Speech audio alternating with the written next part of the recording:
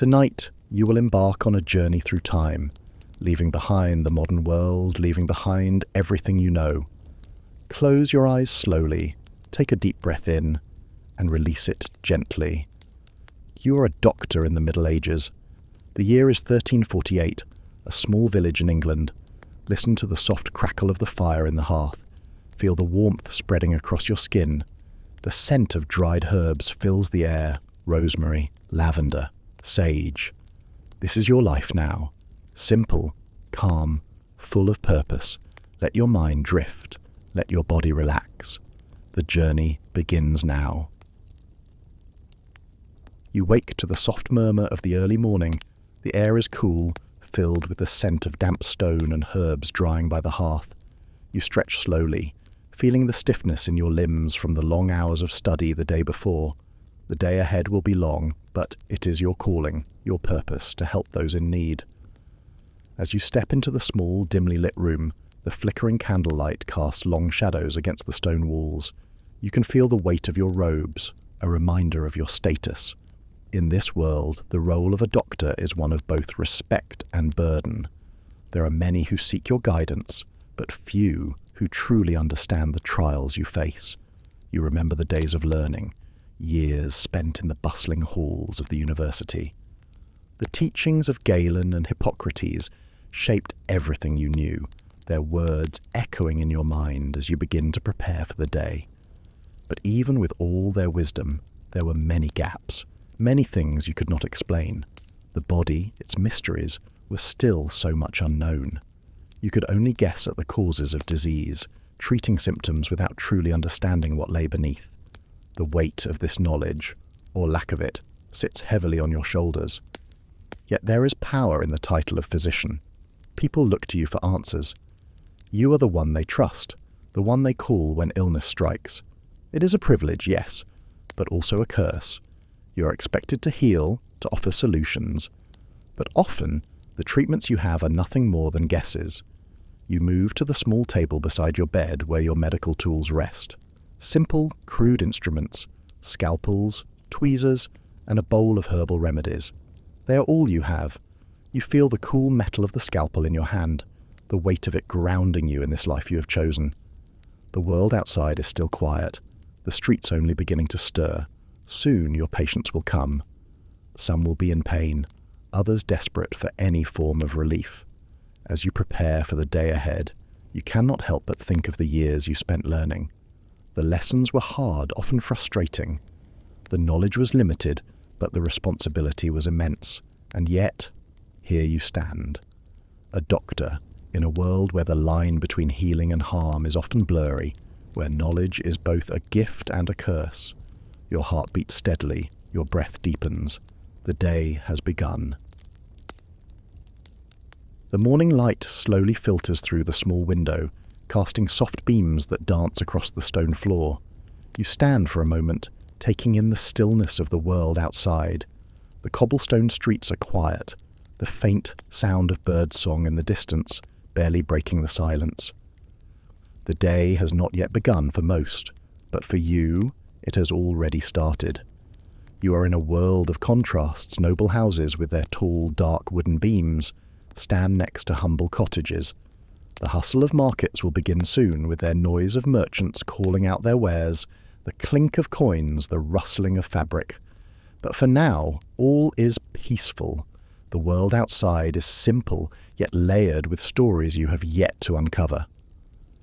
The town is small, yet bustling with life. People walk slowly, wrapped in thick woolen cloaks, their faces weary from the grind of daily life. There are few distractions. Most focus on survival, on making it through the day. The city is a blend of church and market, of the sacred and the mundane. And in this world, your role as a doctor is one of reverence, but also distance. The streets are filled with people of every kind, peasants, merchants, noblemen, and priests. The divisions are clear. The poor live in the shadows of the high stone walls, their homes cramped and cold. The rich live in grand houses, their meals abundant, their lives cushioned by wealth. But illness affects them all, whether in the grand halls or the crowded streets, and it is here, in the quiet corners of this world, where your work matters most. You walk past the marketplace, where the scents of bread, herbs, and animal hides fill the air. The warmth of the ovens drifts from the baker's shop, and you pause for a moment, letting the smell of fresh bread settle in your senses. It is a simple pleasure, one that is not often savoured in your world of remedies and illness. But today you linger in the calm. The people you pass are humble, their faces a reflection of their hard lives. A farmer with calloused hands, a merchant haggling for copper coins, a child chasing a stray cat. They do not know you by name, but they look at you with a mix of respect and curiosity. As a doctor, you are someone they trust, someone who holds knowledge they cannot understand, yet seek desperately when sickness strikes. In this world, knowledge is not widespread.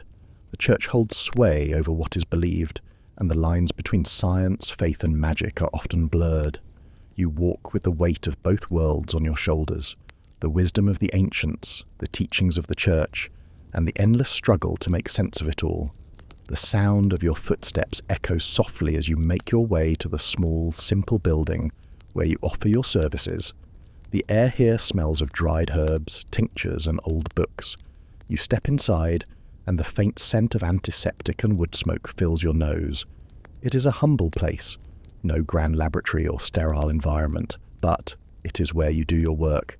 It is here that you heal, or at least try to. You hear the soft chatter of the townsfolk outside, the low murmur of their lives continuing. There is a rhythm to this world, a rhythm that never stops.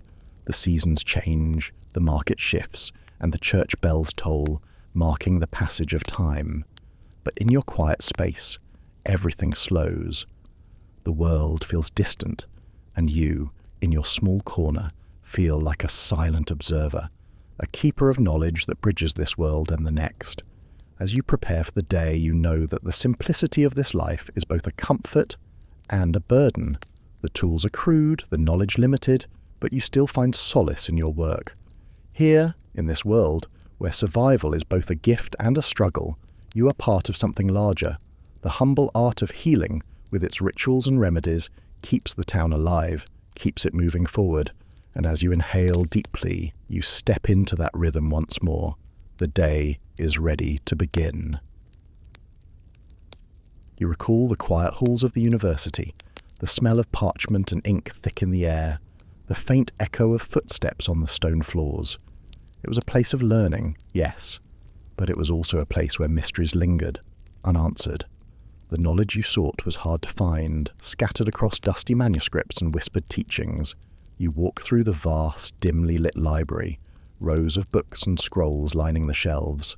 The scent of old leather and parchment fills your senses as you run your fingers lightly over the spines of the texts. These are the foundations of your learning. The words of Galen, Hippocrates, and other great minds passed down through centuries. They shaped your understanding of the human body, the four humours, the balance of life. But there was so much that was unknown, so much that was beyond your grasp. In the classroom, the air is heavy with the sound of the professor's voice, slow and deliberate as he explains theories of the body. You listen intently, but your mind often wanders to the images of anatomy.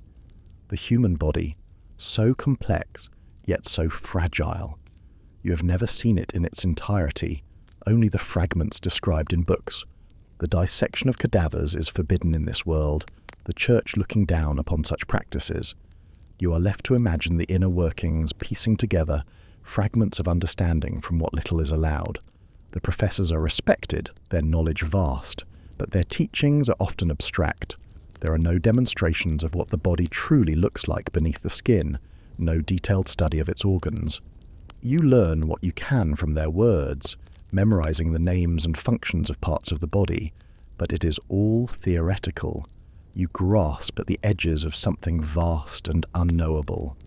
Outside the classroom, the world continues, but the university is a world unto itself. The scent of incense often drifts through the air, mixing with the occasional sound of chanting from the nearby church. It is a world of faith and reason intertwined, and in this place you are taught to walk the line between both. You remember the hours spent hunched over scrolls, your quill moving steadily, copying what has been written, learning from those who came before you. But there is a silence that haunts your learning, a quiet reminder that you cannot see what you are taught. The human body is a mystery, and you are left to study its parts through words, through guesses, through the ancient texts handed down from those who never truly understood it either. The limitations are clear. The body is something that cannot be fully known, only imagined. There are no autopsies to deepen your understanding, no dissection tables to study the organs directly. The Church forbids such practices, calling them sinful, so you must learn through metaphor, through analogy, through what can be taught, but never seen. The candlelight flickers in the small study room as you sit and read, the faint rustle of pages filling the silence. The world outside is distant, a faint hum of activity beyond the stone walls. But here, in this small corner of the world, you are surrounded by the wisdom of the ancients. It is a privilege to be here, to have access to this knowledge, but it is also a burden. The knowledge is limited, the gaps are wide, and still, you must carry the weight of healing those who come to you. In the quiet of your study, you pause for a moment, breathing in the stillness. You think of the days ahead, the patients who will arrive at your door, each seeking relief. You will do what you can, guided by the teachings of those who came before you, but always with the understanding that there is so much more to discover, so much more to understand. The day outside is still, the streets untouched by the bustle that will come soon. But here, in this space of learning, everything is still. The lessons you have learned are simple, yet profound. The road ahead is long, and the knowledge you carry will serve as both your privilege and your limitation. You are a doctor, bound by the wisdom of those before you, and yet you are also a student, always searching, always learning. The sun has risen higher now, casting long shadows across the cobblestone streets. You walk slowly through the town, your robe brushing against the stone walls, your footsteps muffled by the soft earth beneath. The world is waking, but there is a quietness to the day that mirrors your own thoughts. As you pass by the market square, you notice the people turning their heads, their eyes following you with a quiet respect. They do not know you by name, but they know what you are. A doctor, a healer. The role you hold in their eyes is both a privilege and a responsibility, one that is earned not through wealth or power, but through knowledge and skill, even if that knowledge is incomplete. There is something about the way they look at you, hopeful, yet distant. They look to you for answers, for healing, for relief. And yet, there is an unspoken understanding between you and the world around you. You're not seen as a scientist, not truly. You are a healer, a figure shrouded in mystery, someone whose craft is more art than science. The line between knowledge and belief is often blurred, and many still see you as a figure of both reverence and uncertainty. Your status as a doctor is respected, but there is always the shadow of doubt, the knowledge that your healing may not always be enough. People come to you in their time of need, placing their trust in your hands, but often they seek a cure that may not exist, and there are times when all you can offer is comfort, a soothing word or a prayer. The town is quiet now, the market bustling in its usual rhythm, but you feel the weight of your role. As you walk, the scent of fresh bread and the earthy smell of vegetables fill the air, mingling with the faintest aroma of incense drifting from the nearby chapel. You pause for a moment, breathing in the air, taking in the simplicity of it all. You know that for the people here, you are a figure of comfort, but not of certainty. Your status is both an honor and a quiet burden. The people trust you, but they also look to you as a symbol of healing, of hope, but not of reason. You are someone who stands between the known and the unknown, between faith and knowledge. It is a delicate balance, one that is both grounding and isolating. You are respected, yes, but the respect you receive is not that of a scholar or a scientist. It is the respect given to a figure who holds the power to ease suffering, but not necessarily to understand it fully. The bell tolls in the distance, marking the passage of time. Your thoughts drift to the hours spent in the study, the hours spent in the company of ancient texts, learning what you can, trying to make sense of the mysteries of the human body. You know there is so much left to uncover, so many gaps in your understanding. But here, in the world outside, it does not matter. You are seen as a healer, not as a scholar. Your knowledge is important, but it is your ability to provide comfort, to ease pain, that defines you in the eyes of the people. You arrive at your modest home, the door creaking slightly as you push it open. Inside, the scent of herbs and dried flowers fills the air. Your instruments are simple, but they have served you well. A small fire crackles in the hearth, the warmth inviting you in. You take a moment to sit by the fire, letting the warmth soak into your bones. Outside, the world continues, but here, in the quiet of your home, you are at peace. The respect you have earned as a doctor is both a gift and a reminder of the delicate balance you must walk between the healing power you possess and the knowledge you have yet to fully understand. In this world, you are not a man of great wealth or power, but you are a man who has the privilege of easing pain, of offering a moment of peace to those who seek your help. And for that, you are respected. The soft crackle of the fire, the scent of the herbs, the quiet hum of life outside, it all blends together, creating a moment of stillness. You close your eyes, letting the peace settle in, knowing that the world outside will continue to look to you as a healer. And that, for now, is enough. The sun is setting now, casting a golden glow over the small town as you walk slowly back to your humble home. The air is cool, with a light breeze rustling the leaves of the nearby trees. You pause for a moment, breathing in the fresh air, the scent of earth and herbs mingling together. It is a scent you have come to know well, for it is the scent of your work, the scent of healing. Inside, the room is dimly lit, the flickering flame of a single candle casting long shadows on the walls. The table before you is cluttered with simple glass bottles, jars of dried herbs and small bundles of plants. The knowledge you possess, while limited, is enough to help ease pain, to bring comfort.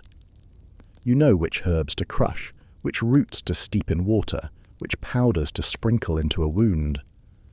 These are the tools of your trade, and although they are simple, they are powerful in their own right.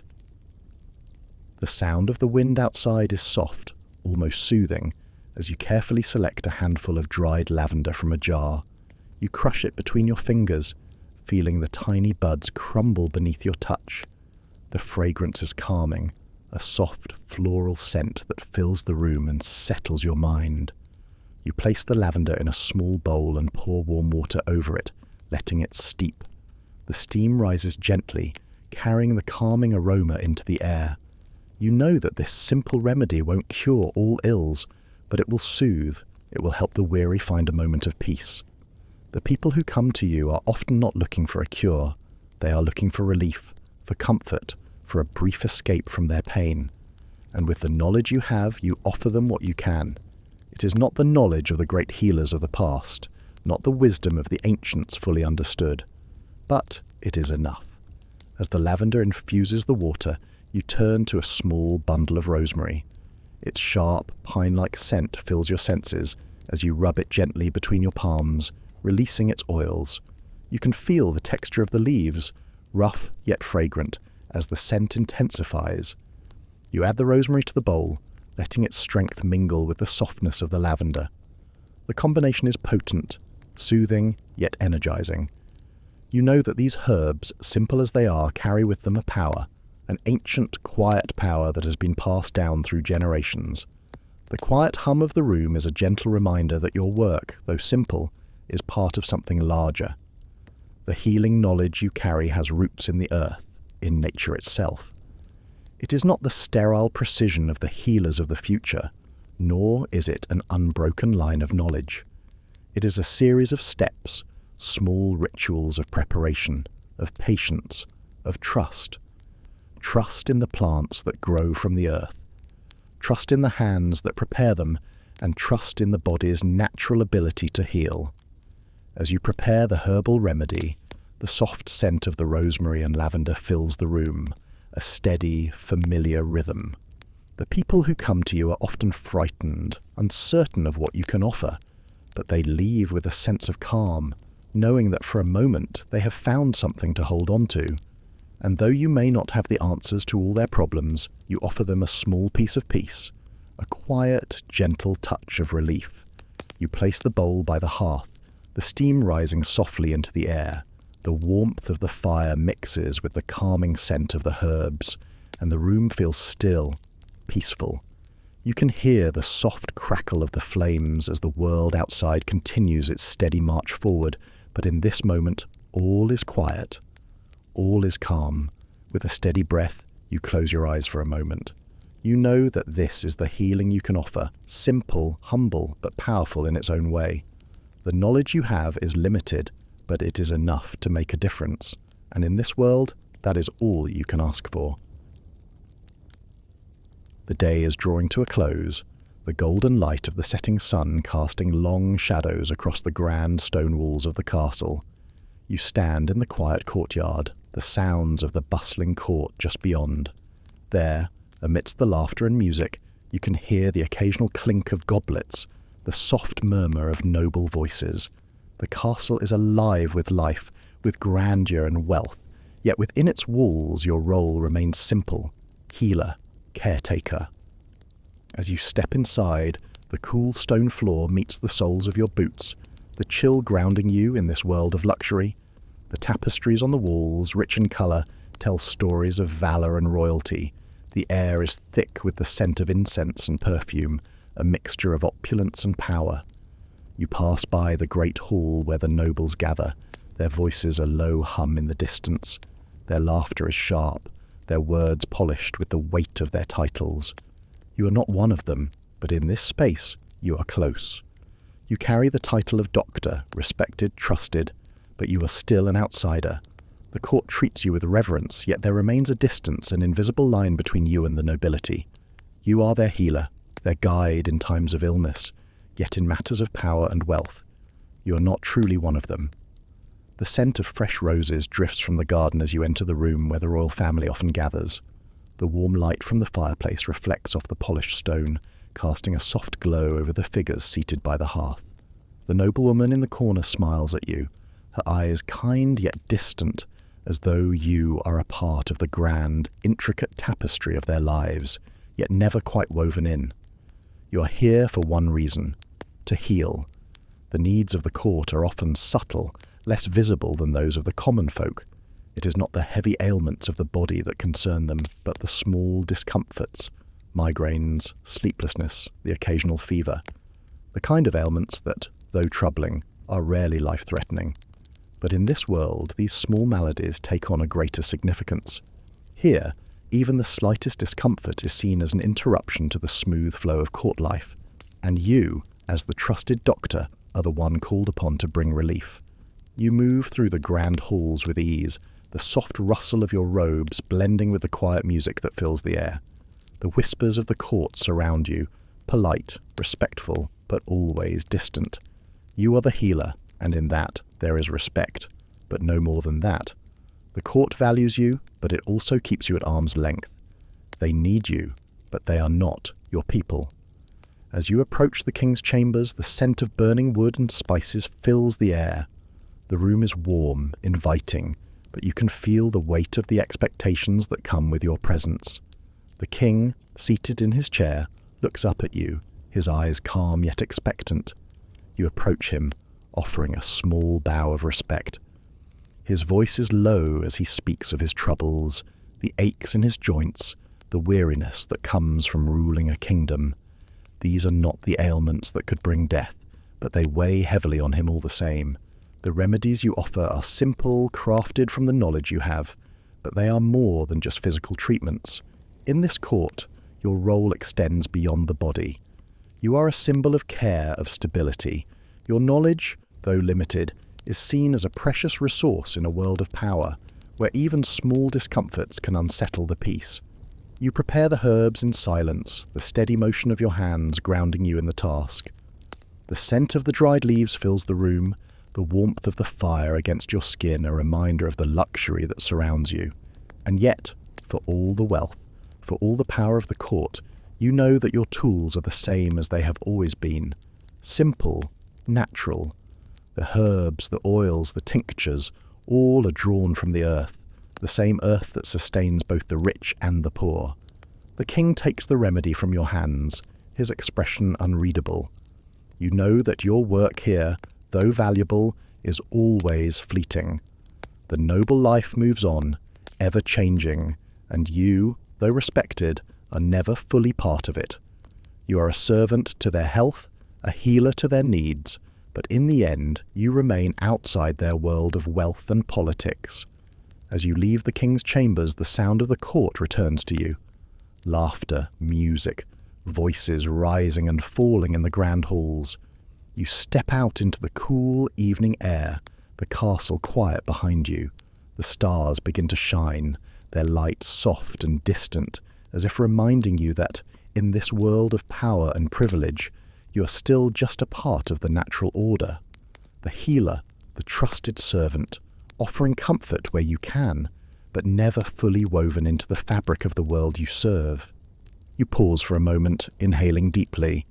The scent of the night air, the earth beneath your feet, the warmth of the castle fading behind you. It is a quiet peace, this life. You are a healer in this world of grandeur, but you are always aware of the distance between you and the court. And yet, in this role you find purpose. The day is ending, but your work continues. Tomorrow there will be more to do. For now the quiet of the night settles around you, and you walk slowly back to your chambers, your mind at peace with the simple knowledge that you have served, as you always do, to the best of your ability. The night is quiet, the soft hum of the world outside barely reaching your ears. You sit in your small study, the faint glow of candlelight flickering gently, casting soft shadows on the stone walls. The room is still, and in this stillness, your thoughts begin to wander, as they often do at this hour. You remember the days of your youth, the spark that first led you to this path. The world seemed so much simpler then, before the weight of responsibility settled upon your shoulders. You were drawn to the art of healing not by the promise of power, but by something quieter, more profound, a desire to ease suffering, to bring comfort to those in need. The road to becoming a doctor was never easy. The lessons were slow, the knowledge fragmented, and the tools at your disposal were simple, often crude. Yet, with each patient you helped, with each small success, the desire to do more, to know more, grew. You knew that your knowledge was limited, that you could never heal every wound or cure every disease. But still, you pressed on. For each life you touched, each person you helped, the purpose of your work became clearer. Outside, the sounds of the world shift as the day comes to a close. The town settles into quiet, the evening air filled with the scent of wood smoke and earth. In your study you can hear the faint crackle of the fire in the hearth. The warmth it brings a comforting contrast to the cool evening. You close your eyes for a moment, breathing deeply, allowing the peace of the moment to settle in your bones. You know why you chose this path. It was not for wealth or status. It was not for glory or fame. It was because you believed in the power of healing, in the quiet strength of providing comfort to those who needed it most. The world outside may be harsh, filled with uncertainty, but within the walls of your practice, you offer something simple yet profound: peace, relief, hope. The scent of the herbs you keep on your shelves fills the air, a reminder of the natural world that sustains you and your work. Each plant, each root, each leaf holds the potential to heal, to soothe, to bring balance back to the body. Your hands move with ease over the jars, selecting what is needed, as you have done so many times before. These small acts of preparation are more than just tasks.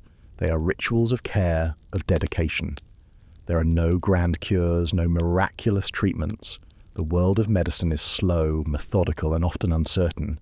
But in this uncertainty, you find your purpose. You are not a miracle worker. You are someone who listens, who observes, who does what is possible with the knowledge you have, and who accepts that sometimes that is enough. You think of the people who have crossed your path, each one seeking something, a cure, a relief from pain, a chance to continue on with their lives.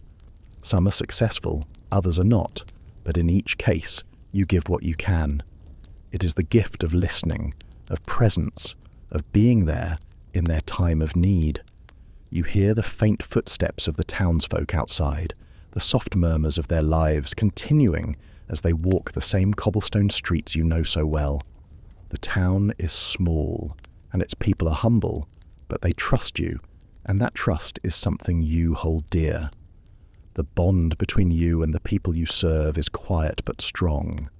It is not a bond of wealth or power, but of shared humanity, of shared experience. Your work may not bring riches and it may not bring fame, but it brings something else, something quieter, something more enduring. The simple act of helping, of easing the pain of another, of offering what small relief you can. That is why you chose this path. That is why you continue, despite the challenges, despite the limitations.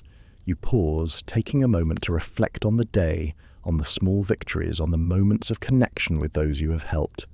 The quiet of the evening surrounds you, the fire crackling gently in the background. You know that tomorrow will bring more challenges, more people seeking your care. But for now, there is peace in knowing that in this small way, you have made a difference. You stand slowly, stretching your limbs, and feel the steady rhythm of your heartbeat. This is your calling, your purpose, and in it, there is peace. The world outside may be uncertain, but here, in this quiet space, you are exactly where you need to be. The room is quiet now, the world outside fading into a gentle hum.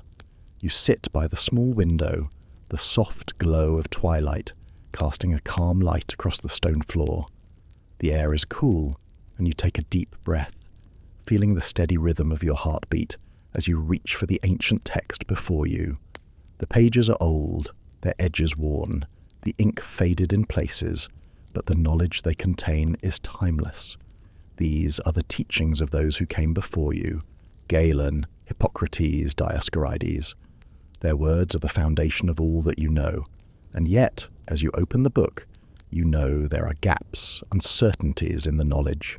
The scent of parchment fills the air as you turn the pages, the soft rustle of the paper filling the silence. Each word on these pages is like a whisper from the past, a connection to a time when medicine was still shrouded in mystery.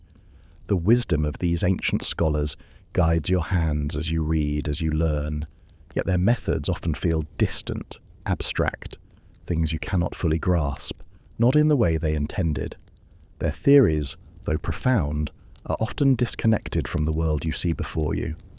The human body, as they wrote about it, seems so distant, so much more complicated than their words can describe.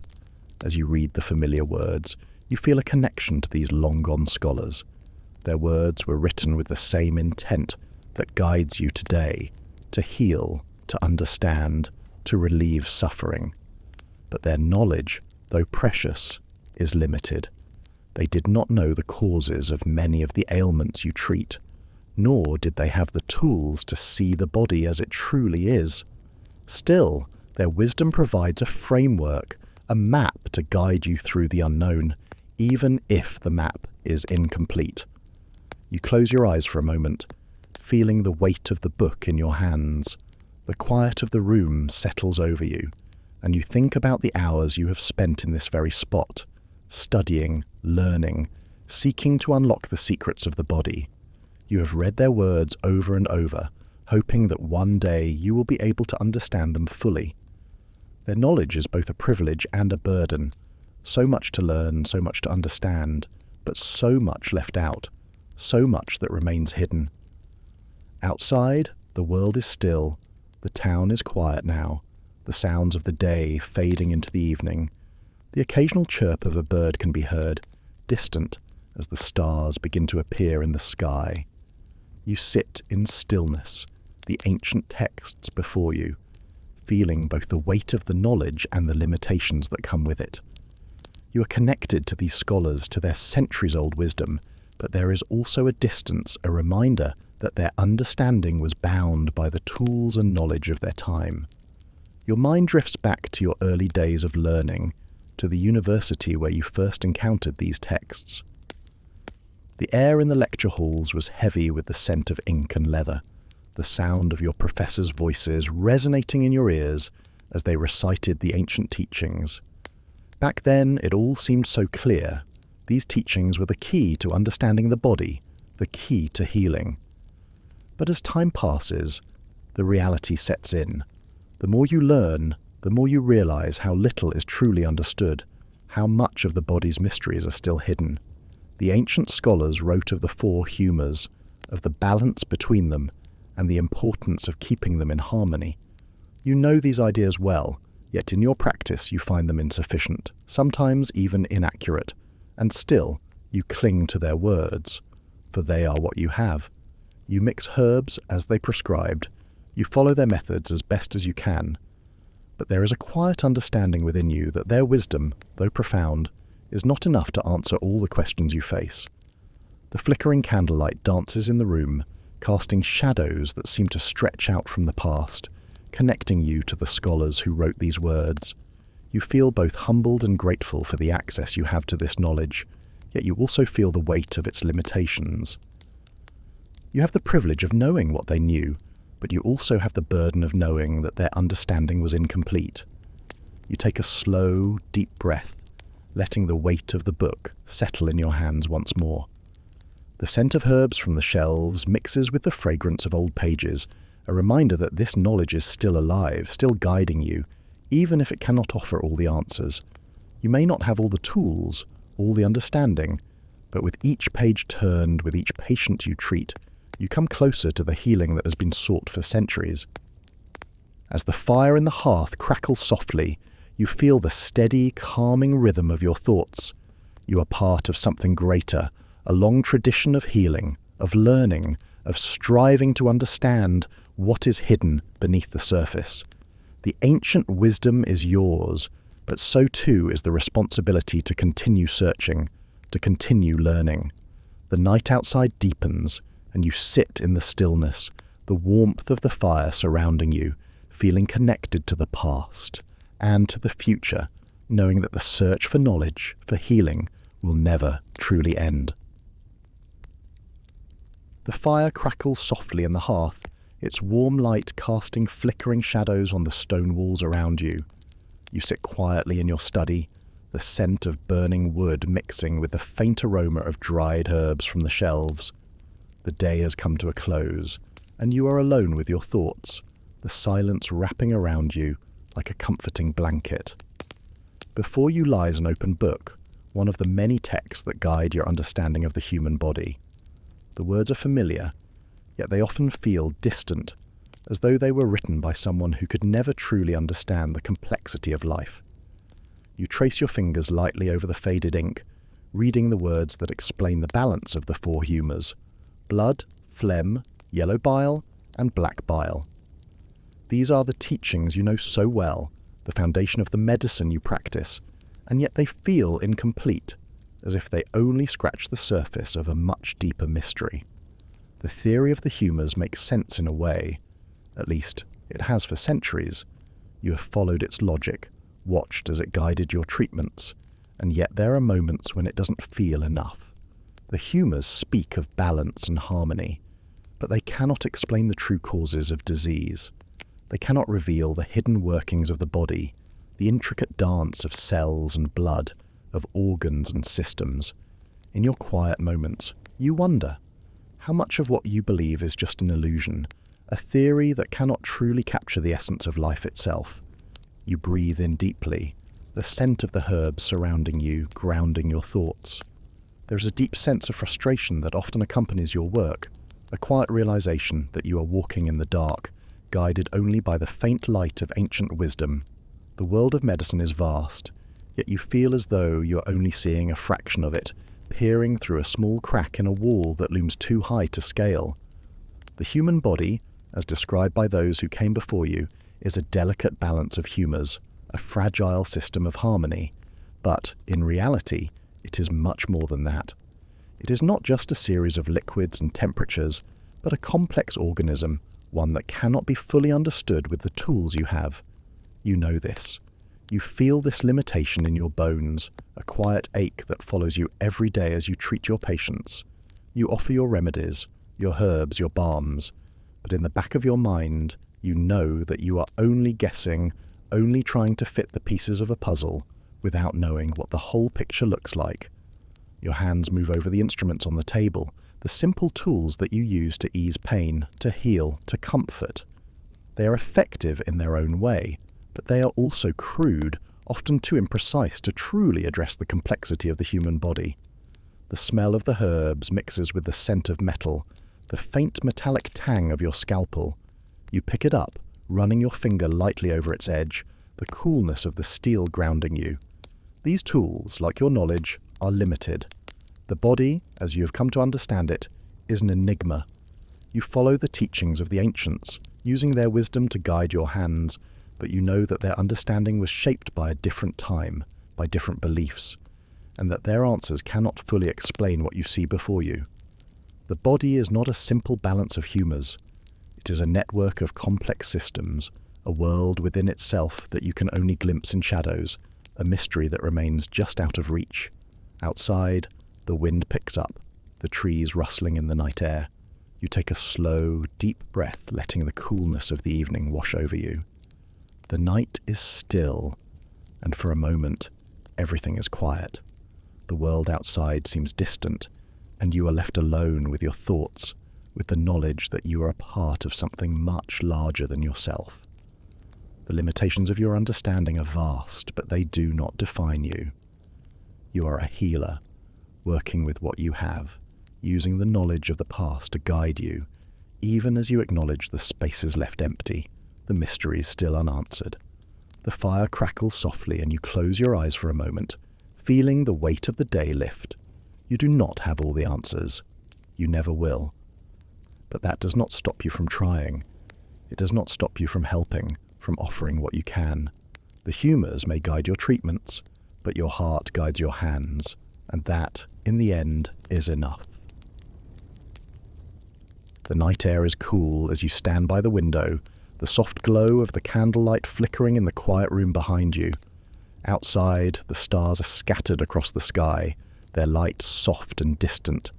The world feels still, the usual hum of the town now a distant murmur, fading into the embrace of the evening.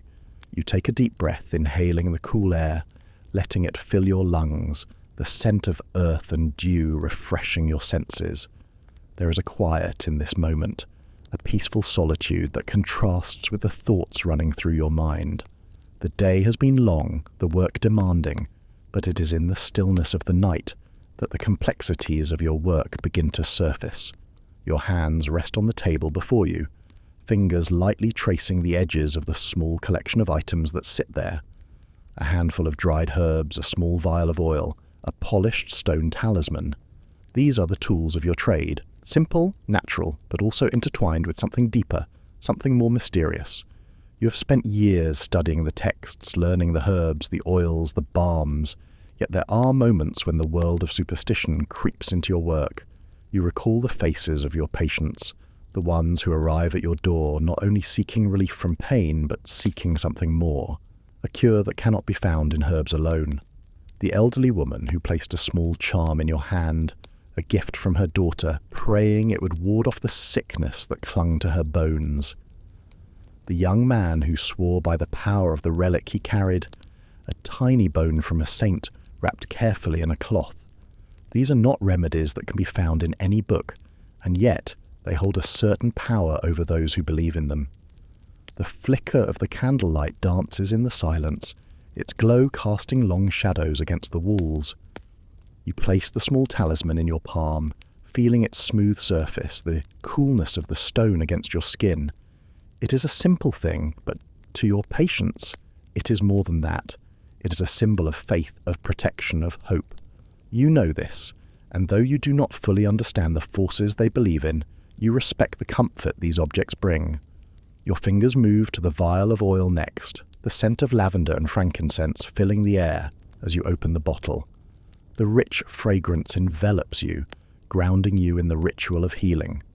You have used this oil countless times, and while its soothing properties are well known, you know that for many, its power lies not in the ingredients, but in the act itself, the belief that they are receiving something more than a simple remedy. You prepare the oil, readying it for the next patient, a quiet understanding settling in your chest. In this world, the line between the natural and the supernatural is thin. The herbs you use, the oils you mix, and the rituals you perform are intertwined with the beliefs of those who seek your help. For some, the scent of lavender or the sight of a relic is enough to bring comfort, to ease their fears. It is not always the science behind the healing that matters. It is the faith, the belief that the cure is possible, that hope can be found in the smallest of gestures. The candle flickers again, casting a brief shadow across the room, and you close your eyes for a moment, allowing yourself to settle into the calm. The weight of the talisman in your hand, the aroma of the oil, the quiet hum of the night, it all blends together in a rhythm, a ritual that you have come to know well. This is the essence of your work, not just the knowledge of herbs, not just the wisdom of the ancients, but the power of belief, of faith, of the unseen forces that shape the world around you. The people who come to you carry their own beliefs, their own hopes, and sometimes those hopes are enough to make the difference. You offer them what you can, a remedy, a word of comfort, a gesture of care, but it is their belief that carries them through. The relics they carry, the charms they clutch, the prayers they whisper, these are as much a part of their healing as the herbs and balms you provide. As you sit in the quiet of the night, the air cool against your skin, you understand that this is the nature of your work. You are both a healer and a guide, a keeper of knowledge and a bearer of faith. The tools you use are not always scientific, not always rational, but they are real. They work because the belief in them works. With a deep, steadying breath, you close the bottle of oil and set it aside, the scent of lavender lingering in the air. The night outside deepens, and the town falls silent once more. In this silence, you are reminded of your role, not just as a doctor, but as a symbol of comfort, of hope, and of the quiet power of belief that weaves through every life. The room is quiet, save for the soft crackling of the fire in the hearth. The flickering light casts shadows that dance across the stone walls, creating a sense of movement in the stillness. The scent of burning wood fills the air, a familiar smell that grounds you in this space, in this moment. You sit at the small wooden table, your fingers gently brushing over the tools laid before you, simple yet essential. On the table, among the jars of dried herbs and small vials of oil, sits a small container. It is old, the glass worn from years of use, and within it lies a powder, fine and slightly shimmering. You know what it is, the ground horn of a creature from distant lands, a unicorn they call it. You've never seen such a beast, but the stories surrounding its horn are enough to give it power in the eyes of those who seek it. To them this powder is more than a remedy. It is a cure, a miracle, a symbol of hope. But deep down, you know the truth. It is simply the horn of a narwhal, a whale of the sea, and not the mythical creature of legend. You hesitate for a moment, your fingers lightly tracing the container. The thought of using such a substance, of offering it to a patient, stirs something in you. The world of healing is filled with contradictions, natural remedies that are safe and those that are dangerous yet still trusted. The horn of a creature never seen by most, the dried blood of a bird, the waste of animals, all are used in the name of healing, but the line between cure and harm is thin, so thin that it often feels impossible to see. The air is heavy with the scent of the herbs you've mixed, their earthy aroma filling the space around you. You pause, inhaling deeply, the fragrance grounding you, centering you in the moment. It is comforting, familiar. You've used these herbs countless times. They are safe, they work. But it is the powders, the substances like the unicorn horn that unsettle you, that cause you to question the ethics of your work. You know they may not bring healing at all. The light from the fire shifts as you stand and walk across the room. You feel the weight of the container in your hand as you hold it, turning it slowly. The powder inside glints faintly in the candlelight, and you pause to think about how it will be received by those who come to you for help. Will they see it as a miracle? Will they feel the power of the legend in their bones, in their hearts, as they drink it, as they swallow the promise of health? There are others, of course, other remedies more dangerous still. Blood drawn from an animal, fresh and warm, collected for its supposed life-giving properties. Some believe it can restore strength, ward off illness, renew vitality. Yet you know it is nothing more than the life of a creature taken, its essence used in a way that cannot be justified by true understanding of the body. You set the container of unicorn horn back on the table, your fingers lingering for a moment longer than necessary. The warmth of the fire wraps around you, a soothing, steady presence as you reflect on the choices you make each day, the medicines you prepare, the remedies you offer. They are a mix of knowledge and belief. They are a blend of the natural and the strange, the proven and the unproven.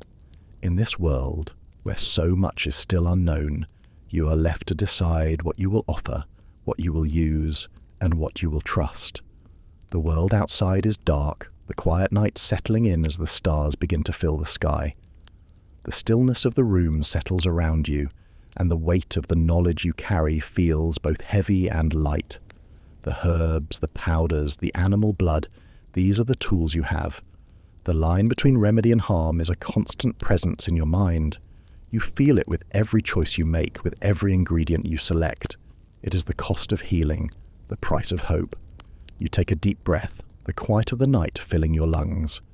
In this space, with the flickering candlelight and the scent of the herbs, you are reminded that your work is as much about faith as it is about knowledge.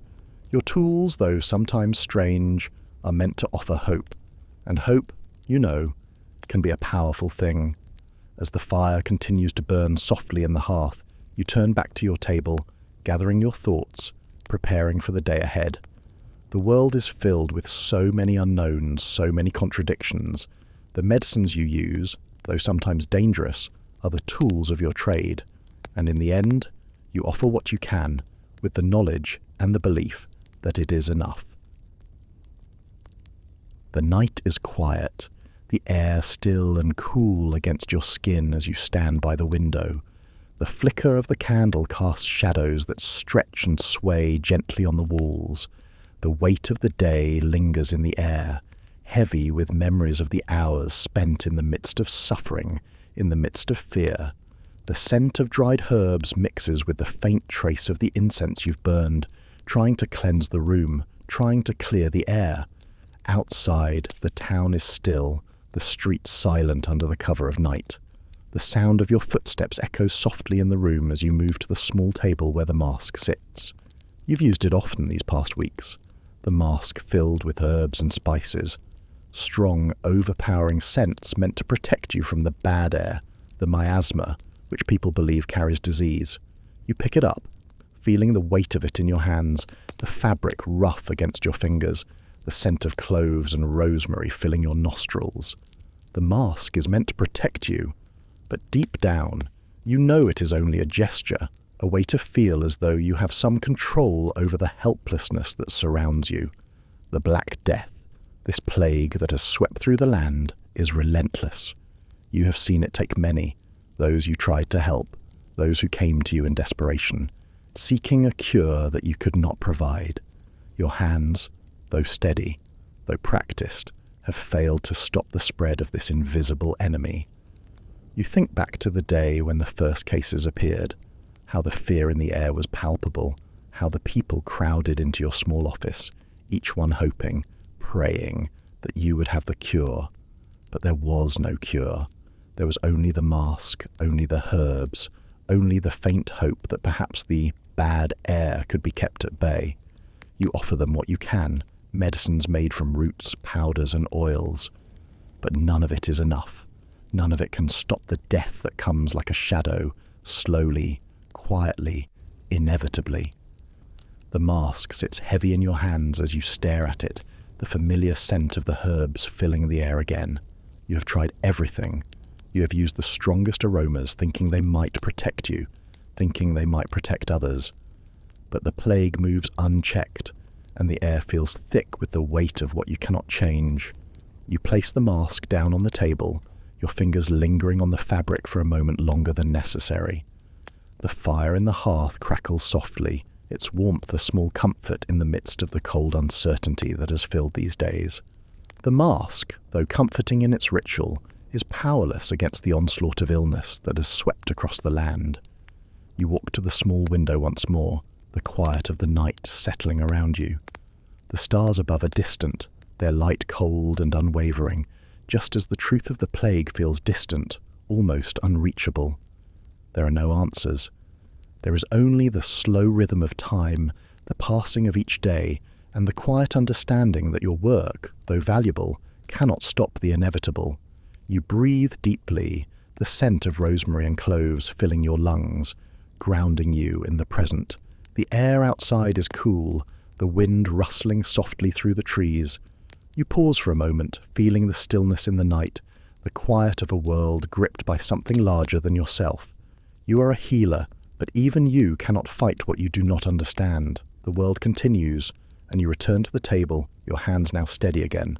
The herbs you use are not enough, but they are all you have. You offer them to those who seek you. You offer them what small comfort you can, but deep down, you know that the true enemy is beyond your reach. The plague will take its course, and all you can do is offer your presence, your care, and the belief that, even in the face of death, there is still some small piece of peace to be found. You sit by the fire, the warmth of the flames washing over you as you close your eyes for a moment. The weight of the world feels heavy, but the stillness of the room, the scent of the herbs, and the soft crackle of the fire give you a brief respite. There is no cure for the plague, no way to stop it, but in this moment you find peace in the simple act of caring, in offering what little relief you can, knowing that even though the world outside may be filled with uncertainty, there is still comfort in the rituals, in the care, and in the quiet moments of presence. The room is still, the only sound the soft crackling of the fire in the hearth. The shadows of the evening stretch across the stone floor, and the flickering light dances on the walls, casting gentle patterns that move with the rhythm of the flames. Outside, the world is quiet, the town resting under the cool night sky. You sit in the dim light, the weight of the day settling around you. Your hands rest on the small wooden table before you, where jars of herbs, vials of oil, and old medical texts are scattered. These are your tools, your trusted companions in the work you do. They have been with you for many years, but today they feel heavy in your hands. The pressure is constant, the weight of expectation, of responsibility. You recall the faces of the patients who have come to you in recent days. Some are ill with ailments you know well, diseases that can be eased with herbs with time. Others come with afflictions that are harder to treat, ailments that defy the remedies you have. There are times when you see the fear in their eyes, the desperation, as they seek something from you that you do not have, the promise of healing, of relief. And though you know the limits of your knowledge, the pressure to heal, to do something, is always there. The quiet of the room is interrupted by the soft sounds of footsteps outside, the familiar rhythm of the town continuing its cycle. You take a slow breath, letting the scent of lavender and dried rosemary settle in your senses. The herbs you use have been passed down through generations, their properties well known. You have seen them work, felt their power in your own hands. Yet there are moments when even these familiar remedies fail. You remember the woman who came to you earlier, her child in her arms, fevered and weak. She was desperate, her eyes pleading for anything, for any hope. You had done what you could, prepared the tinctures, administered the herbs, but deep down, you knew that there was little more you could offer. The child's illness was beyond the reach of the remedies you knew, and yet you could see the mother's fear, her need for something more. The weight of that fear pressed down on you as you watched her leave, her steps slow, her shoulders hunched under the burden of her worry. There are times, more than you care to admit, when the weight of others' expectations feels unbearable. The people come to you with their pain, their suffering, their fears, and they look to you to make it go away. You are their last hope, their trusted healer. And yet, there are times when you know that no remedy, no potion, no prayer will be enough. The pressure to heal, to do something, to offer relief, it is a constant presence, a weight that sits in your chest as you prepare your remedies, as you listen to their stories. You think of the other healers, the ones who offer alternative methods, the so-called magicians and mystics, the ones who promise miracles. You have often found yourself at odds with them, their practices so different from your own, their promises so grand.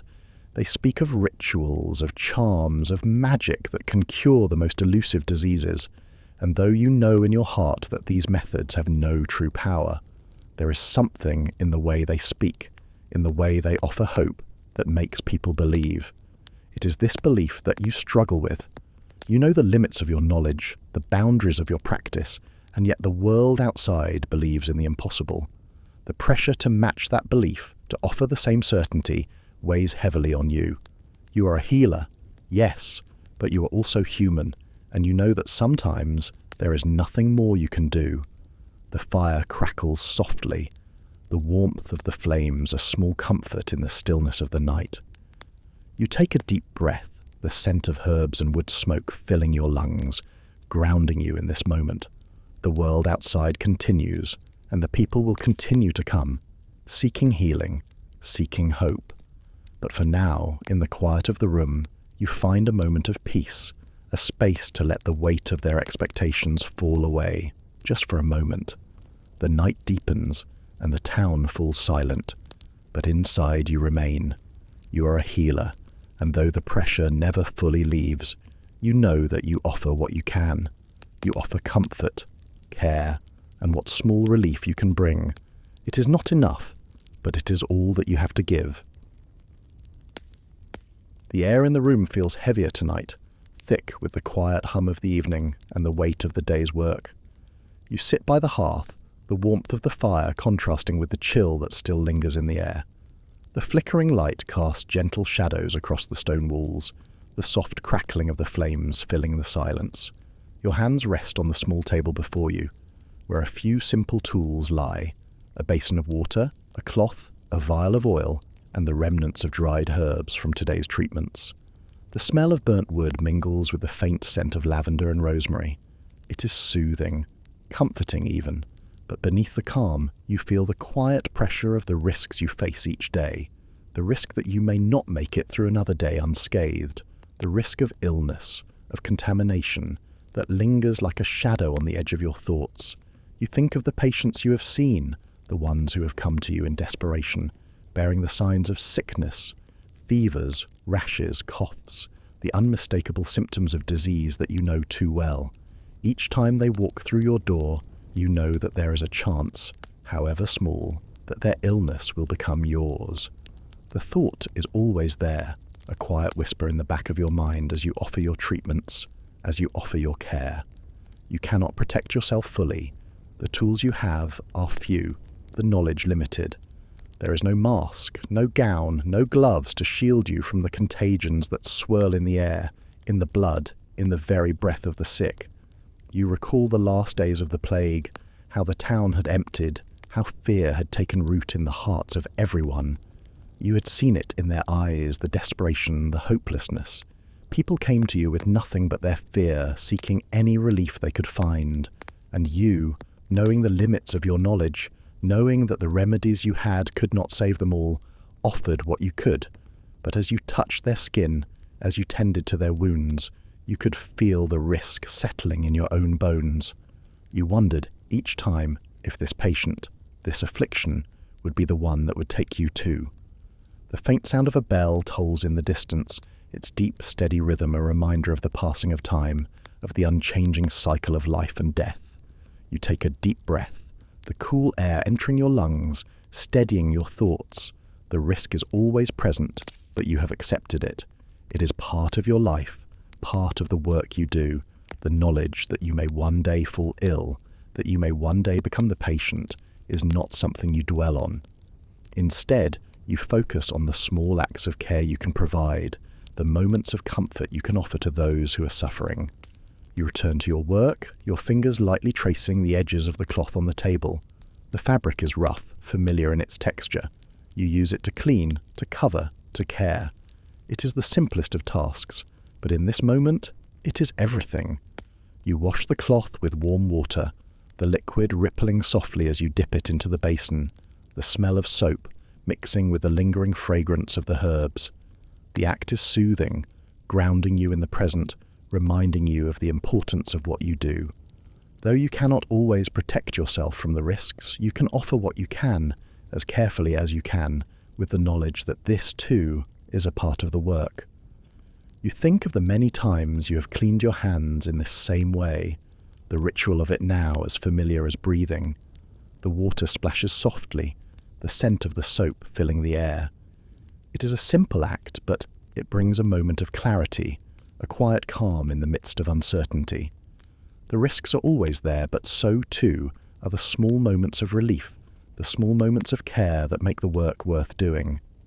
The fire crackles gently in the hearth, the warmth of it enveloping you in its embrace. You sit in the quiet, the gentle sound of the flames a steady presence. The night is still, the world outside at rest, and for now you find peace in this simple act of care. The risks, the illness, the uncertainty, they are part of the life you have chosen. But so too is the knowledge that, in this moment, you are here, offering what small relief you can. The quiet of the room settles around you, the soft glow of the candlelight casting gentle shadows on the stone walls. The scent of the fire and herbs in the air fills your senses, grounding you in this still moment. Outside, the town is quiet, the world moving at its own pace, unaware of the tension that lingers in your mind.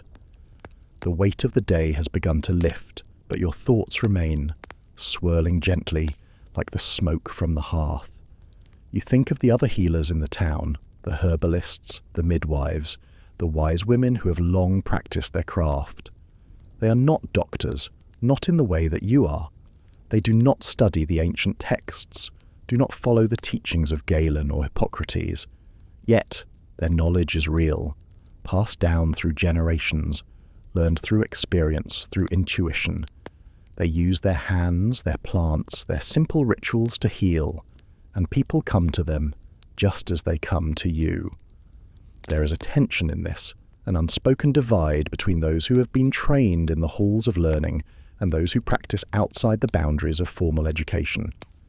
You are respected for your studies, your knowledge of anatomy, the wisdom of the ancient texts, but the simple remedies of the herbalists, the belief in charms and spells, are seen as beneath you. You know this. You feel it in the way others speak of them, in the way their methods are dismissed as unscientific, as rooted in superstition. And yet, there are times when you cannot deny the power in what they do. You have seen it in the eyes of the people, how they turn to these healers with the same trust they place in you. The herbs they offer may not be as refined as the remedies you prepare, but they work. The poultices, the teas, the salves, they bring relief, they ease pain. The knowledge they have is different from yours, but it is still knowledge, still effective in its own way. You close your eyes for a moment, the gentle crackling of the fire steadying your thoughts. The conflict is subtle, woven into the fabric of your days. The formal practice of medicine, with its roots in the teachings of the ancients, stands in contrast to the more natural, earthy wisdom of the herbalists and folk healers. And though you may never fully understand their methods, there is a quiet respect that grows within you for the results they achieve and the trust they inspire. The air in the room is heavy with the scent of rosemary and lavender, the herbs you've gathered today. You feel their power in your hands as you prepare them, grinding them slowly in the mortar, the texture of the leaves beneath your fingers soothing, familiar. The warmth of the fire in the hearth wraps around you, grounding you in the rhythm of the work. You move deliberately, carefully, preparing what you can with the knowledge you have. You do not look down on the other healers, but there are moments when their methods feel foreign, distant.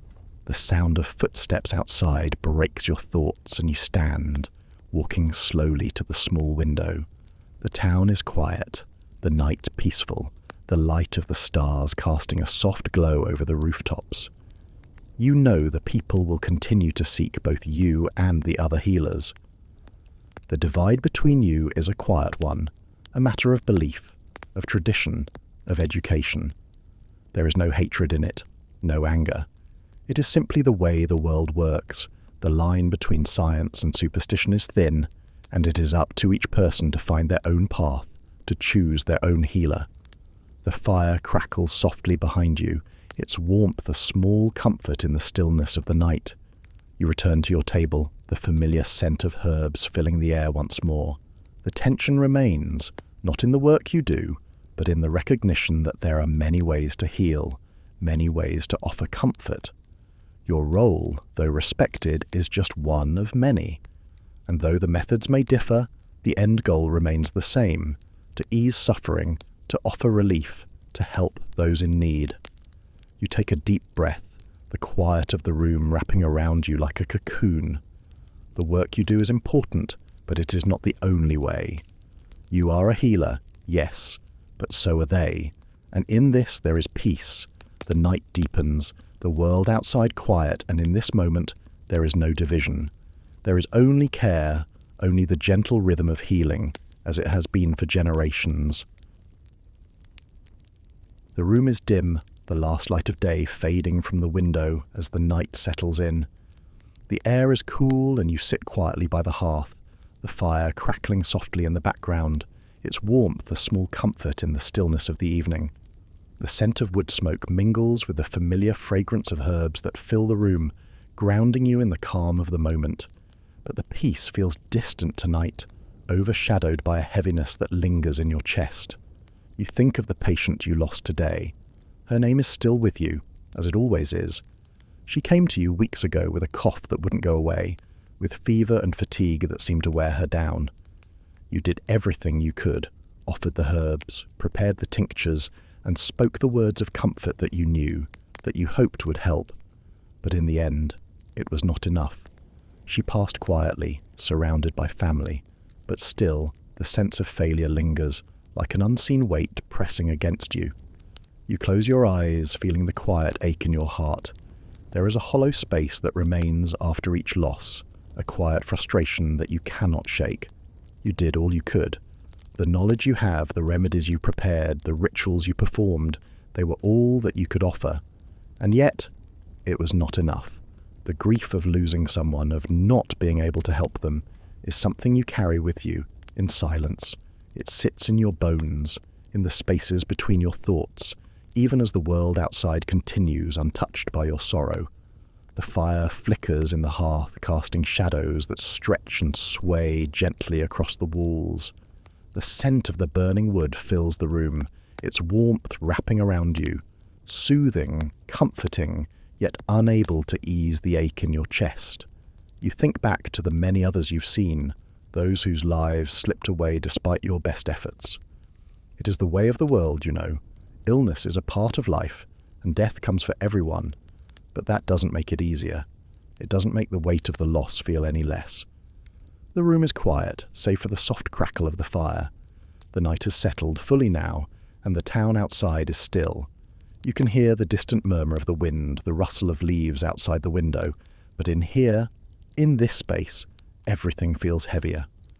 The death of your patient today lingers in your thoughts, and you find yourself caught between two truths: the knowledge that you did all you could, and the painful reality that sometimes it isn't enough. You stand slowly, walking over to the small shelf where the relics and charms are kept. The simple items, small tokens of faith and superstition, are meant to bring comfort, to offer some semblance of peace in moments like this. You pick up the small wooden charm, its edges worn smooth from years of use, and hold it in your hands for a moment. It is a small thing, but it holds meaning. To some, it is a symbol of hope, of protection. To you, it is a reminder that sometimes the forces at work in this world are beyond your understanding, beyond your control. You place the charm down gently, the weight of it grounding you in the present moment. The patient you lost today is gone, and no amount of faith, no charm or ritual could bring her back. But the hope, the comfort, the belief that something greater than yourself guides the world, that is what remains.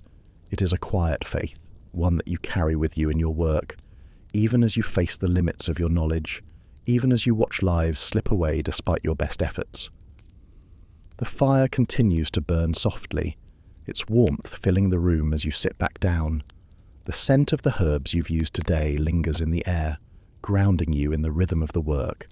You think of the patient's family, of the grief they now carry, and you feel a quiet sorrow for them. But you also feel a deep respect for their strength, for their ability to endure, just as you must endure. You close your eyes, letting the calm settle over you once more.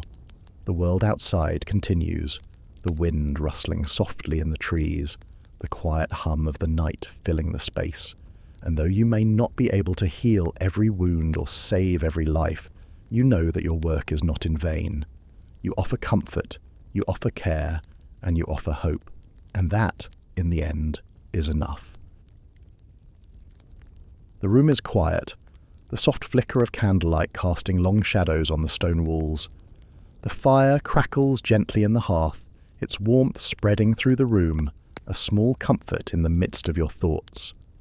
Outside, the town is still, the usual sounds of the evening fading into the cool night air. But inside, you are unsettled, the weight of the day lingering in your chest. You sit by the table, the familiar jars of herbs before you. Their scent fills the air, lavender, rosemary, thyme. These are the remedies you trust, the ones you have used for years. Yet tonight, the simple act of preparing them feels different. There's a quiet tension in the air, a whisper of fear that sits at the edges of your mind. You think of the townsfolk, of the rumours that swirl, of the whispers you sometimes hear in the streets. You know what they say when they speak of the other healers, the ones who use herbs in ways that seem more mystical. The line between healing and magic is thin, and sometimes it feels as though you are walking on that very line. You pick up a small vial, the light from the fire catching its surface, and for a moment you see your own reflection. Your fingers tighten around it, and you hesitate. The oils inside are simple, remedies passed down through generations, but the town does not always understand. To some, the use of such substances, especially when mixed in ways not seen in the Church's teachings, can be seen as something other. Magic, superstition, witchcraft. You know how easily the line can blur between what is considered healing and what is feared. The faint rustling of the wind outside carries through the open window, its soft sound grounding you as you set the vial down. The herbs you use are grounded in nature, in the earth, yet there are times when you feel the weight of the unspoken accusations. They are there, just beneath the surface. The fear that one day someone will question your methods, will call you something you are not. The thought is always in the back of your mind, quiet but persistent. You know that those who rely on magic and charms, those who use methods that are outside the accepted teachings of the Church, are watched closely, and you, as a healer who uses natural remedies, have always walked a fine line. You breathe deeply, the scent of the herbs around you a familiar balm, and close your eyes for a moment, letting the rhythm of your breath settle into the room. The crackle of the fire, the soft murmur of the wind outside, the warmth in the air, these are all constant, familiar things. But the fear, the quiet worry lingers. You think of the townsfolk, the ones who come to you for help, for remedies. They trust you, and yet you know that one day someone may question what you do, may look at your work and see something dangerous, something feared. The fire pops softly and you open your eyes again. The herbs lie before you, simple and honest. You use them to heal, to soothe, to ease the pain of others. But the fear of being misunderstood, of being cast aside, is a shadow that hangs over your work. The Church does not always understand the way the body responds to the plants you use. They teach that healing is a divine act, that only the Church holds the true power over life and death, and sometimes the remedies you offer, though rooted in nature, in the earth, feel at odds with those teachings. You reach for a small bundle of dried sage, the soft texture of the leaves between your fingers familiar and grounding. The scent is earthy, rich with a calming, almost sacred fragrance. You prepare it as you have done many times before, gently grinding the leaves into powder. This simple remedy, this gentle herb, is a part of the natural world, yet there are moments when you fear what others might say if they see you use it. You know it works, know that it can bring comfort, but will they see it as magic, as something unnatural? The fire crackles again, its warmth spreading through the room, and you set the sage aside. The tension in your chest, though still there, begins to ease. The world outside continues, the wind moving through the trees, the soft sounds of the evening settling into place. You return to your task, your hands steady once more, the familiar rhythm of preparation grounding you. You know that in the world of healing there are many paths. Some follow the teachings of the church, others follow the path of nature, of the earth, of the plants. And though the two worlds often seem to collide, you have always believed that healing in any form is a gift, a way to ease suffering, to bring comfort. The fear of being misunderstood will always be there, just as the whispers of superstition will always linger. But for now, in this moment, you find peace in the work you do. You heal, you care, and that is enough. The room is quiet, save for the soft crackling of the fire in the hearth. The flickering light casts long shadows across the stone walls, the warmth of the flames spreading through the room. Outside, the evening air is cool, the wind rustling the leaves of the trees, but in here, everything feels still, calm. The scent of herbs and wood smoke fills the space, familiar and soothing. You sit at the table, the weight of the day lifting slowly as you prepare your herbs. The rhythm of your hands as they grind the leaves is familiar, comforting. This is the work you know, the work of healing, the act of soothing, of offering what little you can to those who come to you. But tonight, there is something different in the air, something that weighs on your mind, pulling at the edges of your thoughts. You think of the teachings of the church, the faith that guides so much of the world around you. The church offers comfort, guidance, and meaning, but it also sets boundaries, limits. The body is seen not just as flesh and blood, but as a vessel for the soul, something sacred, something that belongs to God. And yet, here you are, a healer, working with plants, with knowledge passed down through texts, trying to understand the body through science, through observation, through the natural world. The tension between faith and knowledge is always there, a quiet undercurrent to your work. You use what you have learned from the scholars, from the teachings of Galen and Hippocrates, from the study of the body and its functions. You mix your remedies carefully. You offer comfort through what you know, through what you can touch, feel, see. But there are times in the quiet of the night when you wonder if you are stepping too far from the faith that has always guided you, if your knowledge is leading you down a path that feels less certain, less connected to the divine. The flame in the hearth flickers again, casting a warm glow across the room. You take a deep breath, inhaling the scent of the burning wood, the earthiness of the herbs. Your fingers move slowly, carefully as you prepare the tinctures, the oils, the poultices. This is the work you do, the work you have always done. But tonight, it feels different. There is a quiet voice in your mind that reminds you of the teachings of the church, that the body is sacred, that illness is a trial sent by God, a reminder of the fragility of life, a test of faith. You pause for a moment, your hands resting on the table, the soft scent of rosemary filling the air. The church tells you that healing is an act of faith, that true healing comes not from your hands but from God's will. And yet, here you are, using the knowledge of the ancients, using the remedies passed down from those who lived long before you. The church teaches that illness is a sign of divine will, a reminder of your place in the world. But what about the remedies, the herbs? What about the knowledge you have gathered, the science of the body, the natural world that you have learned to work with? Where does faith end and knowledge begin? You close your eyes for a moment, letting the warmth of the fire seep into your bones. The rhythm of the flames, the steady crackle of the wood, brings a sense of calm. You return to your work, the herbs now ground into a fine powder, ready to be mixed. The scent of lavender and thyme fills the room, the familiar fragrances grounding you once more. There is comfort in the repetition of the tasks, in the quiet act of preparation. But still, the question lingers in your mind: how do you reconcile the two? How do you reconcile the faith you hold in your heart with the knowledge that guides your hands? The world outside is silent, the town resting under the cool night sky. You move with steady hands, your thoughts quieting, focusing once more on the work before you. The tension between faith and knowledge, between the teachings of the church and the science you practice, is always present, a quiet hum beneath the surface of your work.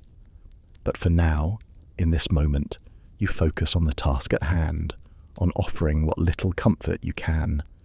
The fire in the hearth flickers again, casting soft shadows across the stone walls.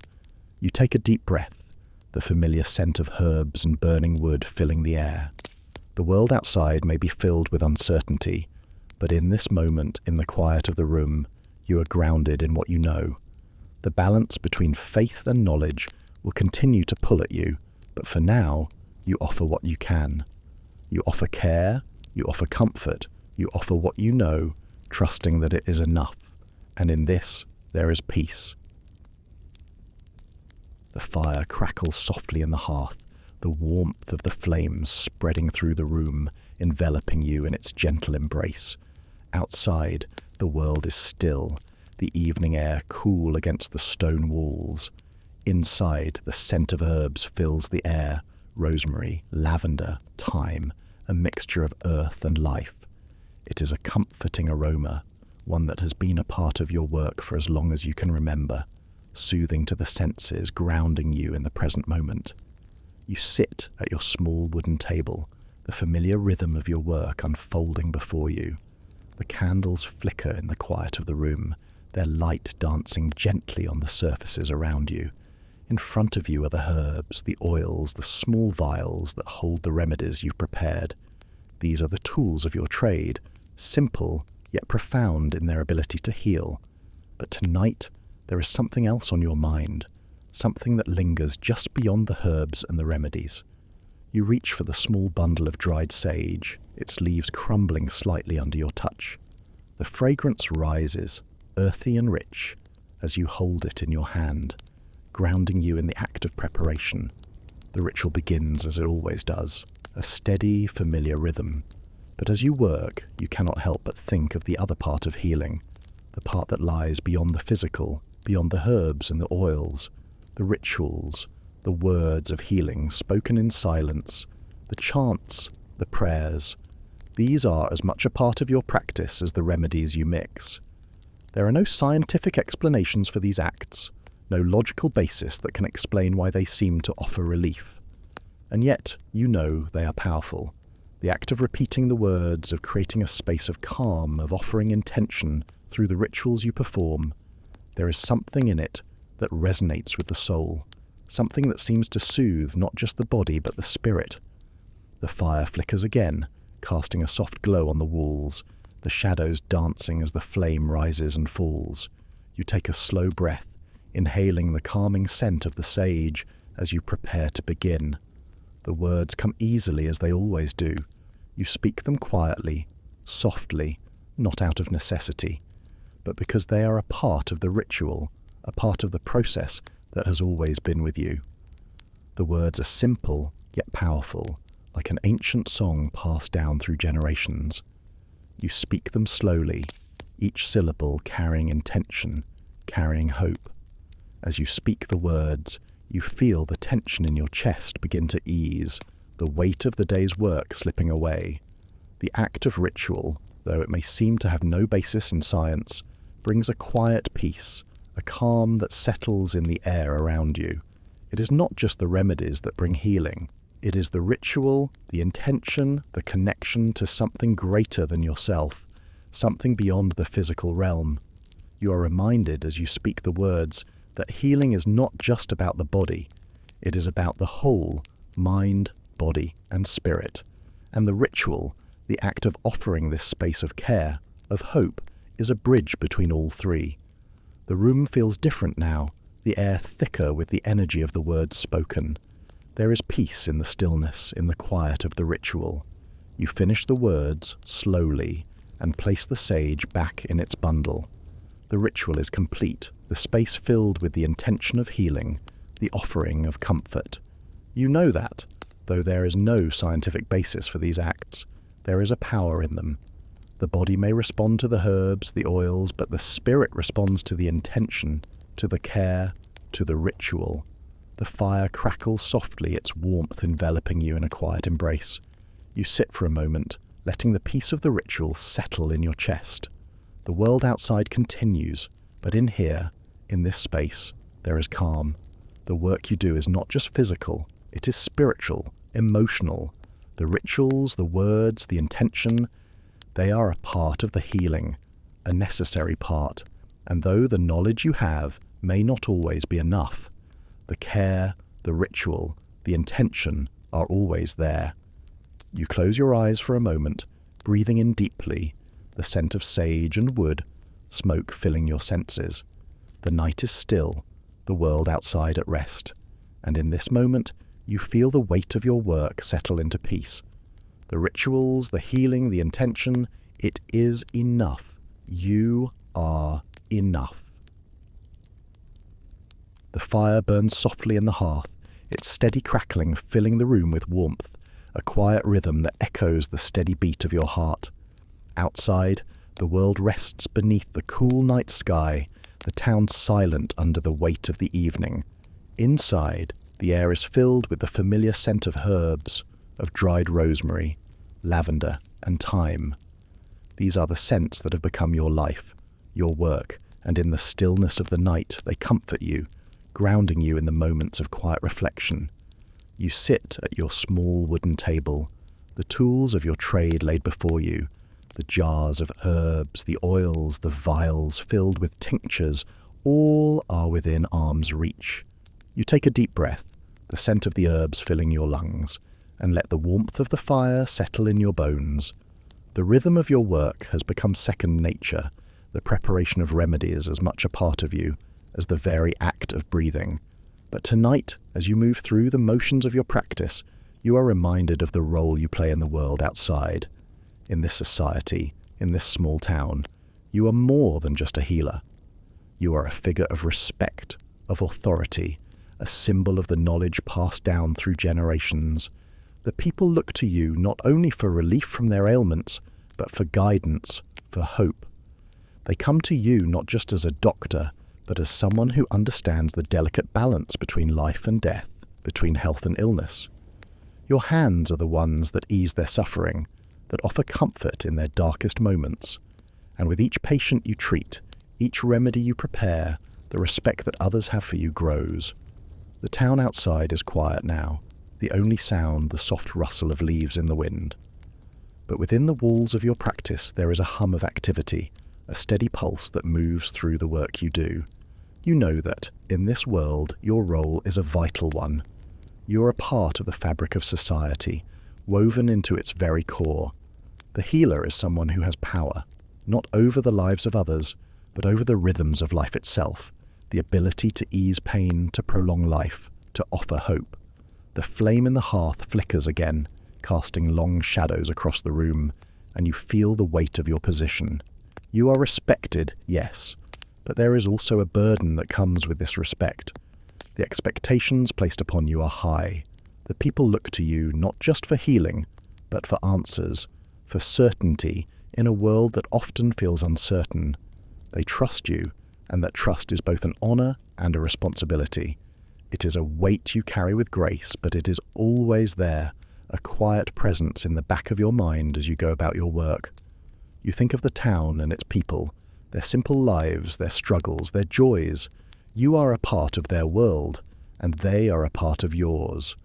Your work is not just a profession, it is a vocation, a calling, and as you prepare another tincture, another remedy, You are reminded of the delicate balance you maintain between the science of healing and the art of it. The herbs, the oils, the knowledge, they are all important, but so too is the care you offer, the compassion you show. It is in this balance that you find your purpose. The wind picks up outside, a soft gust moving through the trees, and you feel a quiet peace in the stillness of the room. The work you do is simple, yet profound. You do not cure every illness. You cannot heal every wound. But in the moments when you can bring relief, when you can offer comfort, there is no greater reward. The respect you earn is not in the remedies you prepare, but in the care you offer. And that, in the end, is what makes you a healer. The fire continues to burn, steady and warm, as you sit back and breathe in the quiet of the night. The town outside may sleep, but your work continues, a quiet rhythm that moves through the hours. You are a healer, and in this society, in this small world, that role is more important than anything else. You are not just a doctor. You are a part of the fabric of life itself, woven into the everyday moments of the people you serve. And in this, you find your peace, your purpose. The room is quiet except for the gentle crackling of the fire in the hearth. The soft glow of the flames dances across the stone walls, casting long shadows that move slowly, like the passage of time itself. The air is warm, the scent of burning wood mingling with the faint aroma of the herbs scattered across the table. You sit in the calm of the evening, your hands resting on the cool surface of the wood, the familiar tools of your trade laid before you. The weight of the day is settling around you, but your mind drifts to the work you've done, to the patients you've treated. You think of the procedures you performed, the small surgeries you carried out. Simple, by today's standards, yet still complex in their own right. There was no anesthesia to dull the pain, no medicines to ease the suffering of those who came to you seeking help. The tools you have are crude, but they are all you have. The scalpel, the tweezers, the cloths used to clean the wounds. These are the tools of your craft, and you use them with skill, with the knowledge passed down through generations. The sound of your steady breath fills the space as you close your eyes for a moment. You remember the patient from earlier, the man who needed the incision, the removal of an infected part of his skin. The procedure was necessary, and yet, as he lay there, helpless, his body tense, you could feel the weight of the moment pressing down on both of you. He trusted you, and you could see the fear in his eyes, the knowledge that there would be no relief from the pain, no way to numb the agony of the procedure. You did your best to ease him, to speak in soft tones, to offer comfort, but the reality is stark. There is no way to shield them from the pain. You open your eyes, the firelight flickering gently. The tools on the table seem so simple, yet so essential. You wash them, clean the edges of the scalpel with a cloth, feeling the smooth metal beneath your fingertips. The repetitive motion is soothing, grounding you in the rhythm of your work. Each action is a small ritual, a reminder that, though the world outside may change, this work, the act of healing, remains constant. The scent of antiseptic is absent here. Instead, it is replaced by the familiar smell of herbs, of dried plants that help cleanse wounds, of the faint smell of blood. You prepare the poultice with your hands, the herb mixture coming together as you've done countless times before. The pain you witness today, the struggle of a patient enduring a surgery without any numbing agent, lingers in your mind. But it is part of the work. It is the reality of being a healer in a time when pain is simply endured, when the body must carry its burden with no way to escape it. You run your fingers over the smooth surface of the wooden table, the familiar grain grounding you, bringing your thoughts back to the present. The quiet of the room, the warmth of the fire, and the calm of the night surround you, offering a brief respite from the tension that lingers. You think again of the patient, the pain you couldn't prevent, the discomfort you could only hope to ease with words and care. And yet, you know that sometimes that is all you can offer.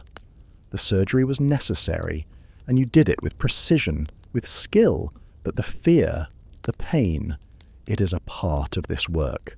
As you continue to clean the tools, the scent of the herbs grows stronger.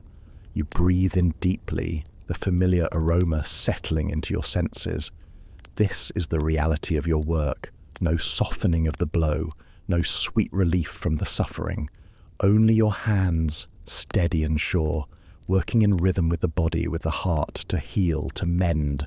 You are a doctor, and in this world, pain is simply a part of the process, a reality you must face each time you take up your tools.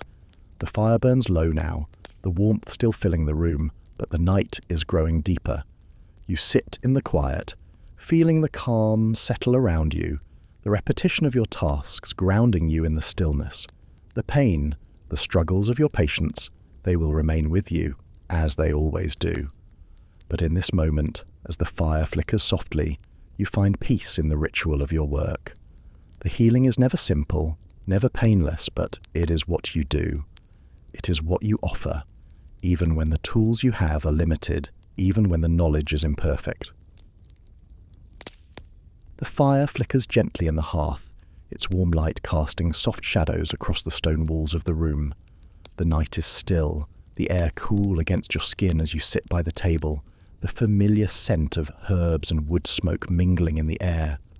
Outside, the world rests, but here, in the quiet of the room, you are grounded in the steady rhythm of your work. The tools lie before you, simple, familiar. The lancet, the bowl, the cloth, all are within reach, ready to be used as they have been for many years. You breathe in deeply, feeling the warmth of the fire seep into your bones.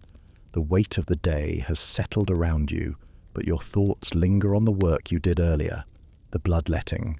It is a common practice, one passed down through generations, believed to restore balance to the body by releasing the bad humours. You use the lancet to open a vein, the patient's blood flowing into the bowl. It is a ritual, a routine, but in this quiet moment you can't help but wonder, does it truly heal, or is it simply the act of trying, the belief in something greater, that makes it work? You think of the theory of the humours, blood, phlegm, yellow bile, and black bile. The balance between these fluids is believed to determine a person's health, and when one becomes too dominant, illness follows. Bloodletting, the practice of removing blood from the body, is thought to restore that balance. You have used it many times before, and you have seen it offer temporary relief. But there is always that quiet question in your mind, the question that never quite leaves you. Is it truly effective, or is it just a way to give hope when there is little else to offer? The room is quiet except for the gentle crackle of the fire. You slowly gather the tools, washing them with a cloth soaked in warm water, the faint scent of blood mingling with the herbal aromas that fill the air. The repetition of the task brings a sense of calm, a soothing rhythm that eases your thoughts. The bloodletting itself, though familiar, is never without its weight. You know that there are risks. Too much blood removed can leave a person weak, can even hasten their demise. But in this world, with so little understanding of the true workings of the body, it is the method that has been passed down, and it is the one you know best. You pause, letting your thoughts settle as you focus on the warmth of the fire, the comforting presence of the flickering flames. The work you do is simple, and yet it carries with it the weight of centuries of belief. The humours, the blood, the bile, they are as much a part of your understanding as the herbs you use, as the knowledge of the body. And yet, there are times when you wonder if the practice of bloodletting is more ritual than remedy. Does it truly restore balance, or does it simply reflect the limitations of the world you live in, a world where healing is as much about belief as it is about knowledge? The sound of the fire crackling fills the room, steady and comforting, as you place the cloth back on the table. You think of the patient, the person whose blood you removed today. They will likely feel relief, as they have before. The theory of the humours has guided your hand, just as it has guided generations of healers before you.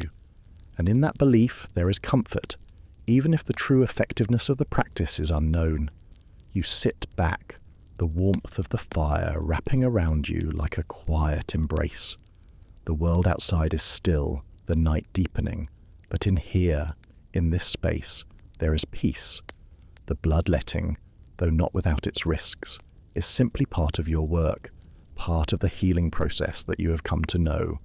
You are a healer, working with the knowledge you have, and though the methods may seem strange to those who look at them from the future, they are the tools that have been passed down to you. The flickering flames of the fire, the scent of the herbs, and the quiet rhythm of the night settle over you. The question of whether bloodletting is truly a cure will remain unanswered, but in this moment there is no need to seek the answer. You are here, in this quiet space, doing the work that is needed, offering what relief you can. The fire burns steadily, and the world continues its rhythm outside. For now, that is enough. The fire burns softly in the hearth, its warmth spreading through the room, the flickering light casting long shadows on the walls. Outside, the night is cool, but inside, the scent of burning wood and dried herbs fills the air, a familiar comfort. You sit at your small table, the rhythmic sound of the crackling fire steadying your thoughts as you gaze down at the empty space before you. You think of the patient you lost today, the man who came to you, weak, fevered, the marks of the plague already beginning to show. You did what you could. You prepared the tinctures, the remedies, the poultices you knew. You spoke the prayers that were supposed to bring comfort, that were meant to ease the suffering, but in the end, it was not enough. The man slipped away quietly, just as so many others had before him. You close your eyes for a moment, the weight of the day settling deep in your chest. The guilt is heavy, like a stone lodged within you, impossible to ignore. You wonder if there was something you missed, something you could have done differently. The remedies you used, though well known, were not enough. The herbs, the oils, did they help, or did they merely mask the truth? There are so many times when your hands, though steady, seem powerless, when your knowledge, though vast, falls short. The fire crackles again, the sound filling the room as you sit quietly, breathing in the scent of the wood, the herbs, trying to quiet the voices of doubt in your mind. You wonder if you could have done more, if the outcome might have been different had you known more, had you understood more about the disease that ravaged your patient's body. But there are limits to what can be understood, limits to what can be done with the tools you have. You reach for the small bowl of dried herbs on the table, letting the fragrance of rosemary and lavender fill your senses. The ritual of preparing the herbs, the steady grinding of them into powder, calms your thoughts, helps you focus on the present. The weight of guilt is still there, but the familiarity of the task brings some peace, grounding you in the rhythm of your work. The patient you lost today, like so many others, was a reminder of how much is still unknown. You have studied the teachings of the ancients, you have learned the ways of healing, and yet there are times when it is not enough. The limits of your knowledge become painfully clear, and in those moments the sense of failure is overwhelming. You wonder how many others you could have saved if only there were more to know, more to understand. But the world does not stop, does not pause for your guilt. The fire continues to burn, steady and warm, the night outside still and quiet. You take a deep breath, the scent of the herbs filling your lungs, grounding you once more. There is nothing to be gained by dwelling on the past, by letting the guilt consume you. You did what you could, with the knowledge and tools you had, and that is all you can do. The weight of guilt lingers, but it is slowly replaced by a quiet understanding. You are a healer, yes, but you are also human. The limitations of your knowledge are real, and though they are painful, they do not define you. The work continues, and each day brings new challenges, new patients, new opportunities to do better, to learn more. You sit back, the warmth of the fire wrapping around you like a soft blanket. The world outside is still, but inside there is a sense of calm, a quiet acceptance of what you can control and what you cannot. The guilt will fade, as it always does, and in its place will come the quiet resolve to continue, to heal, to care. The night deepens, the fire burns low, and in the stillness you find peace in the knowledge that, despite the limitations, you are doing the best you can. The room is still, save for the soft crackling of the fire in the hearth. The flickering light casts gentle shadows across the stone walls, the warmth of the flames reaching into every corner, offering a quiet comfort. Outside, the night is calm, the wind rustling the leaves of the trees. But in here, everything feels at peace. The air is filled with the scent of herbs, the familiar fragrance of rosemary, lavender and sage, scents that have long been a part of your work, a constant presence in your life. You sit at the small wooden table, your hands resting gently on the surface. Before you are the familiar tools of your trade, the herbs, the oils, the vials of tinctures you prepare with steady hands. You have done this 1,000 times, each movement a part of the rhythm of your work. But tonight, something feels different. You think about the role you play, the purpose you serve, and the deeper connection you feel to your calling. It is not just the work, not just the remedies, not just the healing of the body. There is something more. You close your eyes for a moment, breathing in the scent of the fire and herbs, letting the warmth and the fragrances fill your senses. The quiet stillness of the room surrounds you, and for a brief moment, you let your thoughts drift. The profession you have chosen, the work you do, is not just about skill, not just about knowledge. It is a calling, one that transcends the earthly realm. There is a spiritual aspect to healing, an understanding that this work is not just a job, but a responsibility, a gift even. You think of the moments when your work feels most meaningful, when the connection to your patients is not just physical, but spiritual.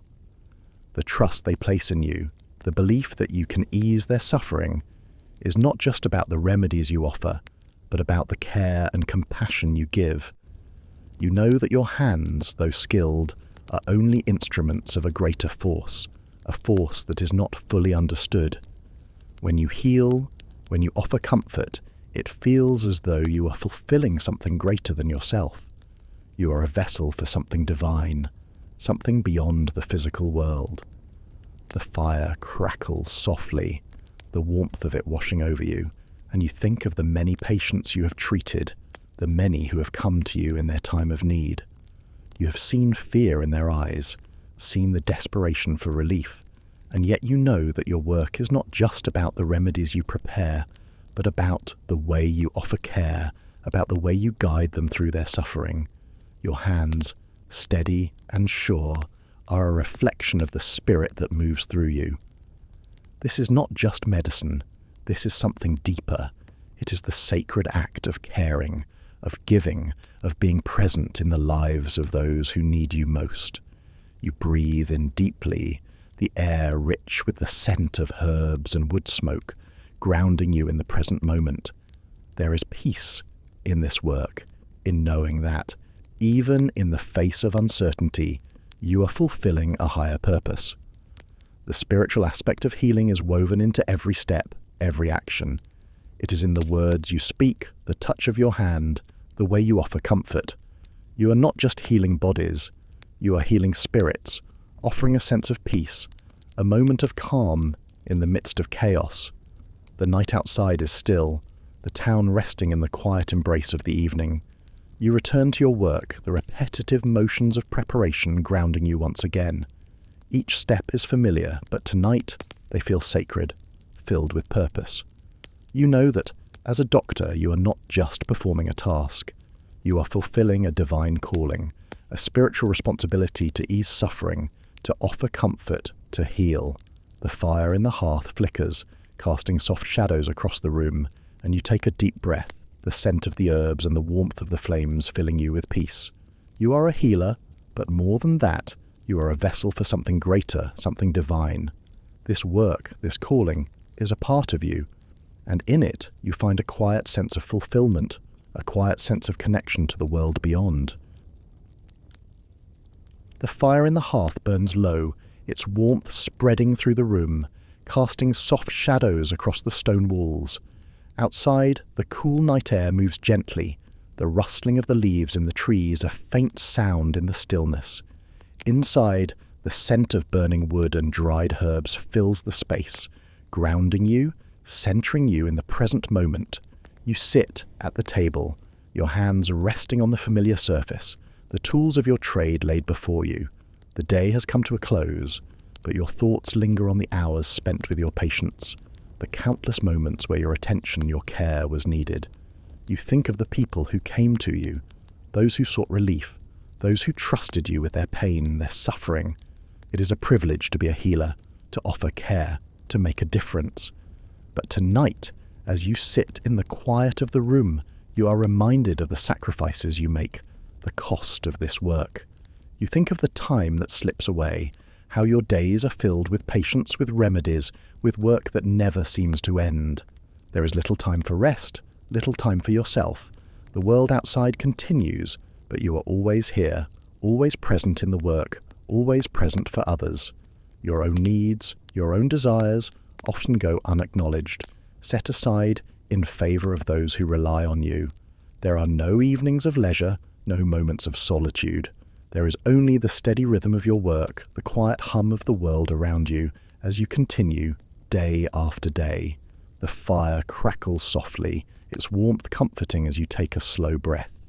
You think of the moments you have missed, the quiet time with friends, with family, the simple joys that others enjoy without thought. You have given so much of yourself to this work, to this calling, and yet there are times when you wonder if the sacrifices are worth it. You have watched others laugh, have seen the joy in their eyes, and in those moments you feel the weight of the life you have chosen. The tools on the table are familiar to you. The lancet, the vials of tinctures, the herbs you prepare with steady hands, these are your companions, your trusted allies. But tonight they feel heavier than usual, as though each piece carries a bit of your life with it. You have spent so many years learning, practicing, offering care, that the moments of personal connection, of quiet reflection, are few and far between. The sacrifices you make are not always seen by others, but they are real. You give of yourself so freely, so fully, that at times you wonder what is left for you. The sound of the fire crackling fills the room, its steady rhythm a reminder of the passage of time, of the hours that slip by unnoticed. You take another slow breath. The scent of the burning wood and herbs a small comfort in this quiet moment. There is peace in the stillness, in the familiar routine of your work, but there is also a quiet longing, a desire for something more, something beyond the endless cycle of caring for others. You think of the life you have set aside, the relationships you have put on hold, the moments you have missed. The world outside continues, but here, in this room, you are caught between two worlds. The world of the healer, where your work is all-consuming, and the world of the person, the individual who longs for connection, for rest, for a moment, to step away from the demands of the day. The fire burns low now, its warmth still filling the room, but the night is growing deeper. You sit quietly, feeling the weight of your thoughts, feeling the weight of the sacrifices you have made. It is not just the time, the hours spent away from those you love. It is the parts of yourself that you have given up, the moments of rest that you have set aside in favor of healing, of helping, of giving. And yet, in this quiet, meditative space, you come to understand that this is part of the calling you have chosen. This is the life of a healer, a life of sacrifice, a life of giving. You take one last deep breath, the warmth of the fire surrounding you, grounding you in the present. The night outside is still, the world at rest, but here, in this moment, you find peace in the knowledge that the work you do, the care you give, is enough. The sacrifices are real, but they are a part of who you are, a part of the life you have chosen. The fire crackles softly, its warmth wrapping around you as you sit by the hearth, the shadows of the room stretching long on the stone walls. The flickering light from the flames dances, casting a steady rhythm in the quiet of the evening. Outside, the world is still, the soft rustle of the trees in the night wind a distant sound. In here, the scent of burning wood and dried herbs fills the air, grounding you in the present moment. Your hands rest on the table before you, the familiar tools of your trade lying within reach, the vials of tinctures, the small jars of herbs, and the simple instruments you use in your work. These are the tools that connect you to the past, to the centuries of healers who came before you. The methods you practice, the remedies you prepare, they are the legacy of those who work to heal to ease suffering, and to understand the mysteries of the human body. Though many of these practices are no longer used, their influence continues to ripple through time, shaping the way healing is understood today. You pause for a moment, breathing in the familiar scents of the room, the warmth of the fire, the earthiness of the herbs. It is a grounding presence, bringing you back to the work, to the simple acts of care you offer. But in this quiet moment, you reflect on the legacy that has been passed down to you, the knowledge, the methods, the beliefs that have shaped the way you see the world, the bloodletting, the humours, the use of herbs and simple rituals. These were the foundations of the medicine you practice, the tools that guided the healers before you. Though many of these practices are now seen as outdated or ineffective, they have left a lasting impact on the way modern medicine has evolved.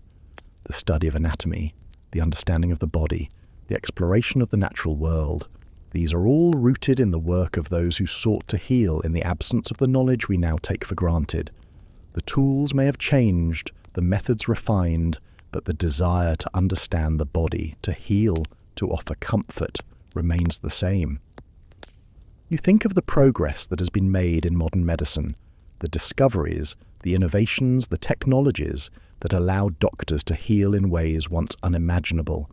But even as these advancements unfold, you know that they are built on the foundations laid by the healers of the past.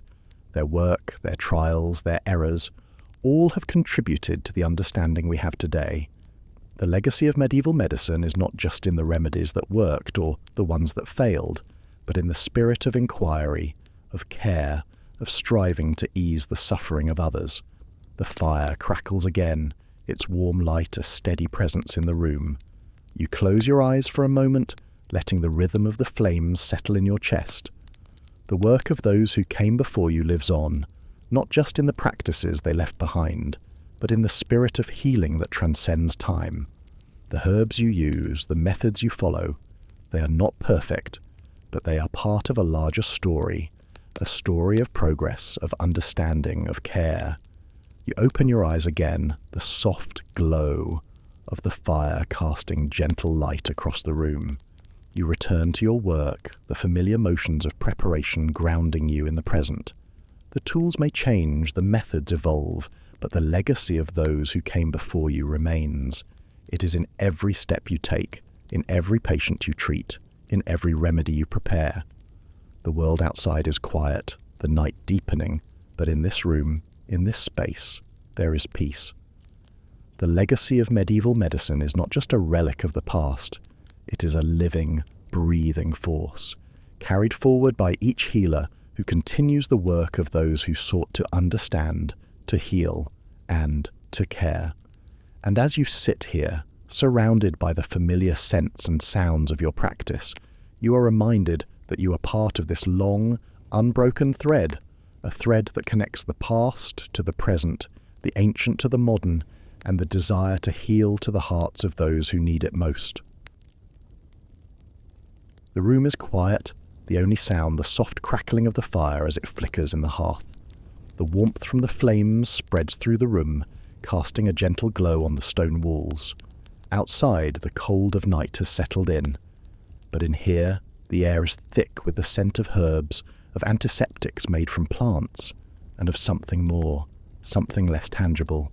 You sit at the small wooden table, your hands resting lightly on its surface. The tools of your trade laid before you, ready.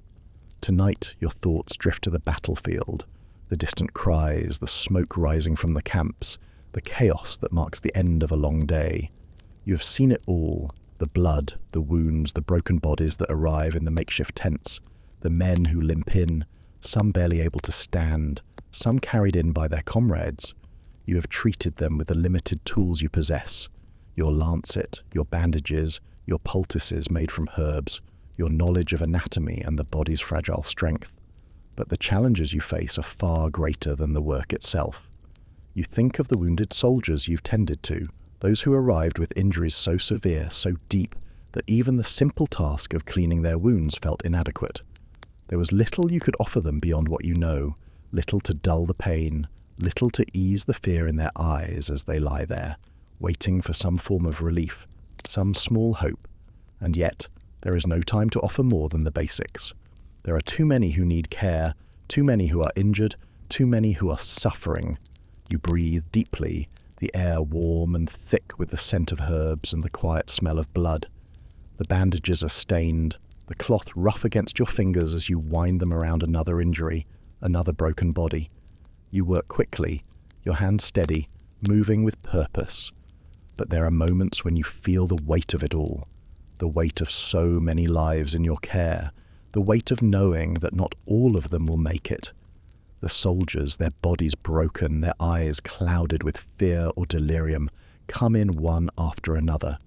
You can offer no anesthetic, no soothing balm to dull their pain as you set their bones, stitch their wounds. The tools you use are rudimentary, the only means of healing you have. A knife, a needle, a cloth. It is a far cry from the more sophisticated practices of healing that you've been taught, but it is all you have. And still, you press on, driven by the need to help, to do what you can, even when it feels like it is not enough. The fire crackles softly, and you return to your work, the repetitive motion of preparing the next set of bandages, grounding you in the present moment. You think of the men who lie in the tents, the soldiers who may not survive the night, whose wounds are too deep, whose bodies are too weak. You do what you can. Apply pressure, stitch the skin, offer a simple prayer for healing.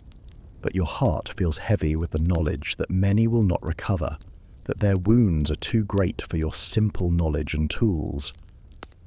Outside, the wind picks up, a soft gust carrying the scent of earth and rain. You take a deep breath, feeling the coolness of the night air even through the stone walls. The scent of blood and herbs, though familiar, has begun to linger in your senses, and you can feel the weight of the endless work. The soldiers, the wounded, the dying, they are all in your hands, and the burden is as heavy as the battlefield itself. But the work continues. You press on, your hands steady, even as the fatigue settles in your bones. There is no time to rest, no time to mourn those you lose, for there are always more in need of care. And in the silence of the night, the crackling of the fire a steady rhythm, you know that you will continue to heal, to offer what you can. You are a doctor on the battlefield, and though your resources are limited, though the pain and suffering are endless, you are here, doing the best you can. The fire burns low, the warmth of it a small comfort in the stillness of the room. You sit back, letting the quiet settle around you, the scent of herbs and wood smoke filling the air. In this moment, you find a fleeting peace, knowing that even in the chaos of war, in the midst of death and destruction, you have offered something.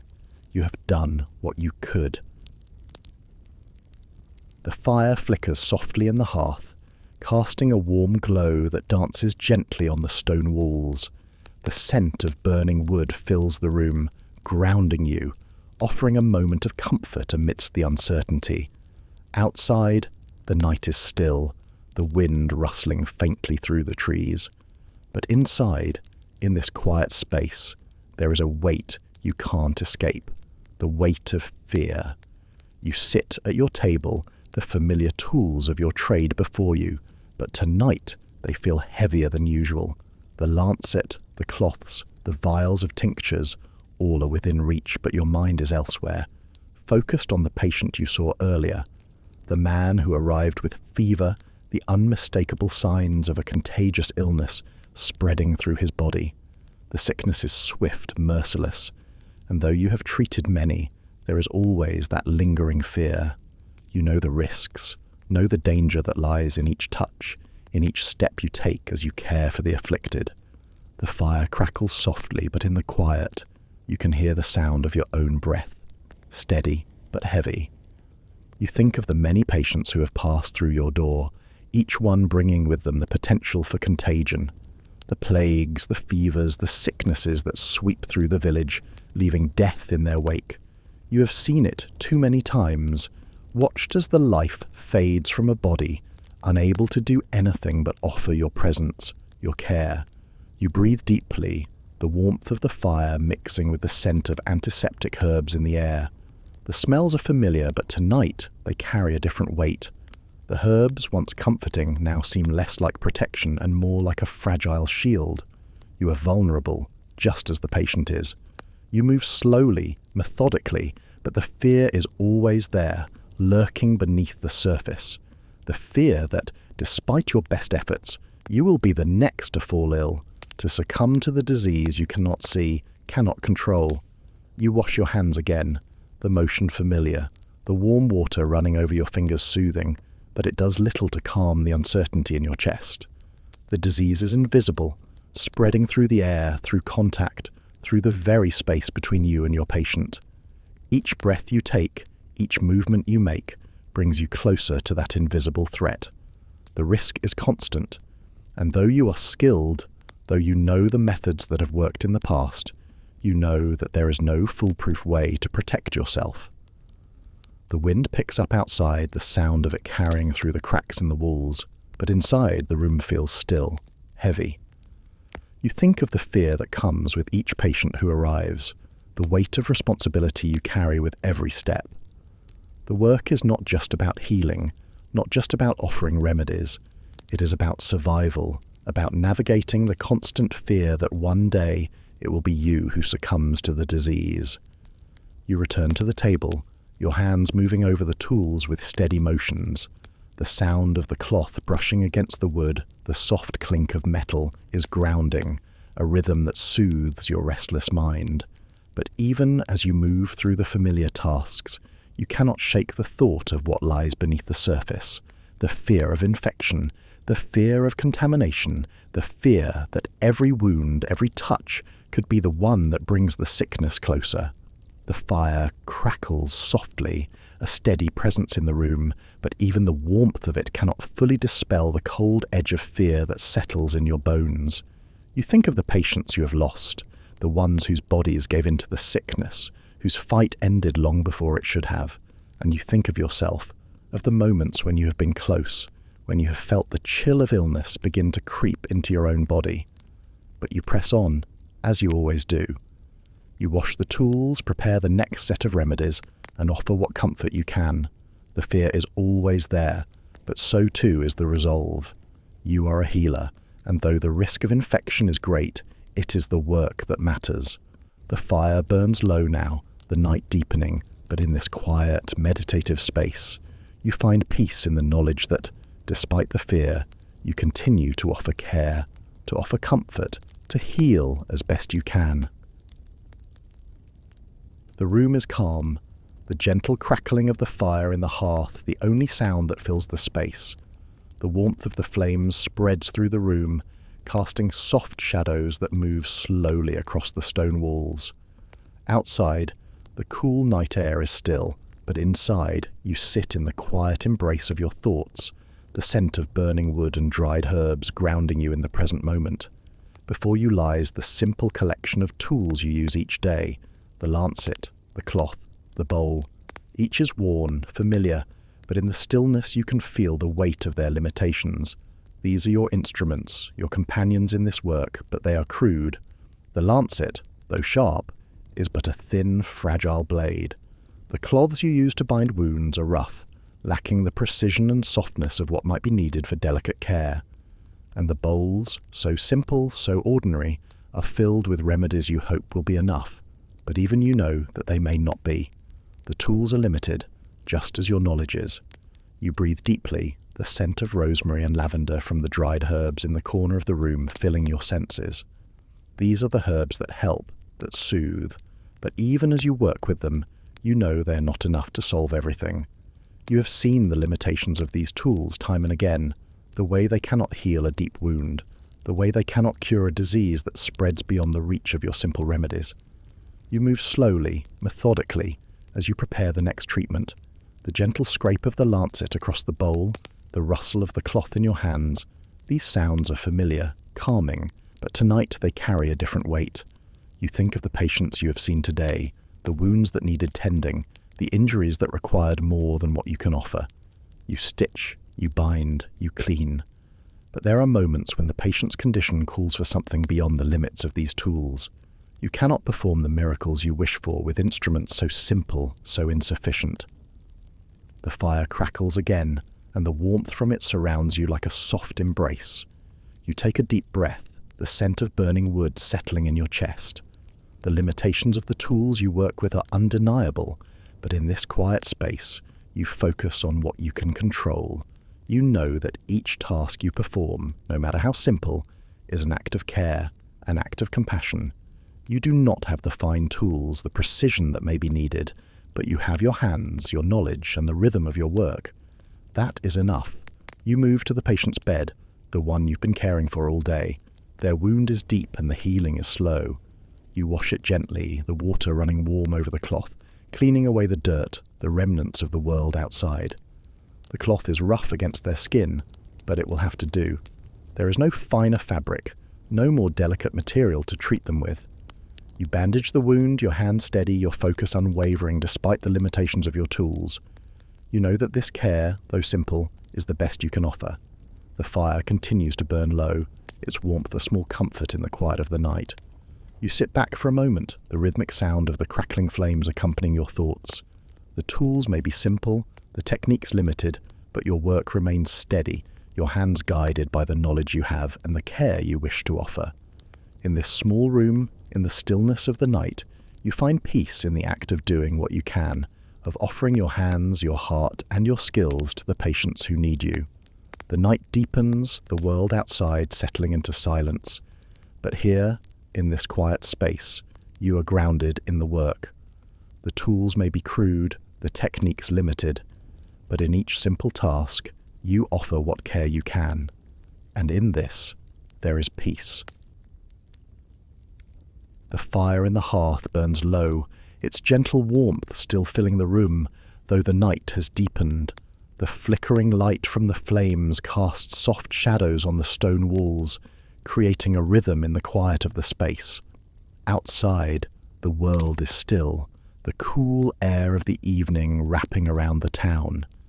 Inside, the scent of burning wood and herbs lingers, familiar and grounding. You sit at the small wooden table, your hands resting on its surface, feeling the weight of the day lifting slowly. As you reflect on the work you've done, on the many patients you've cared for, you are reminded of the long history of those who came before you. The challenges faced by the physicians of the past were great, and the tools they had were often primitive. The knowledge was limited, the risks were high, and yet, despite these obstacles, the work of the medieval doctor paved the way for the advancements that would come. You think of the practices that have long since fallen out of use, the methods that were once considered essential but are now seen as outdated. Bloodletting, the theory of the humours, the reliance on superstition and ritual.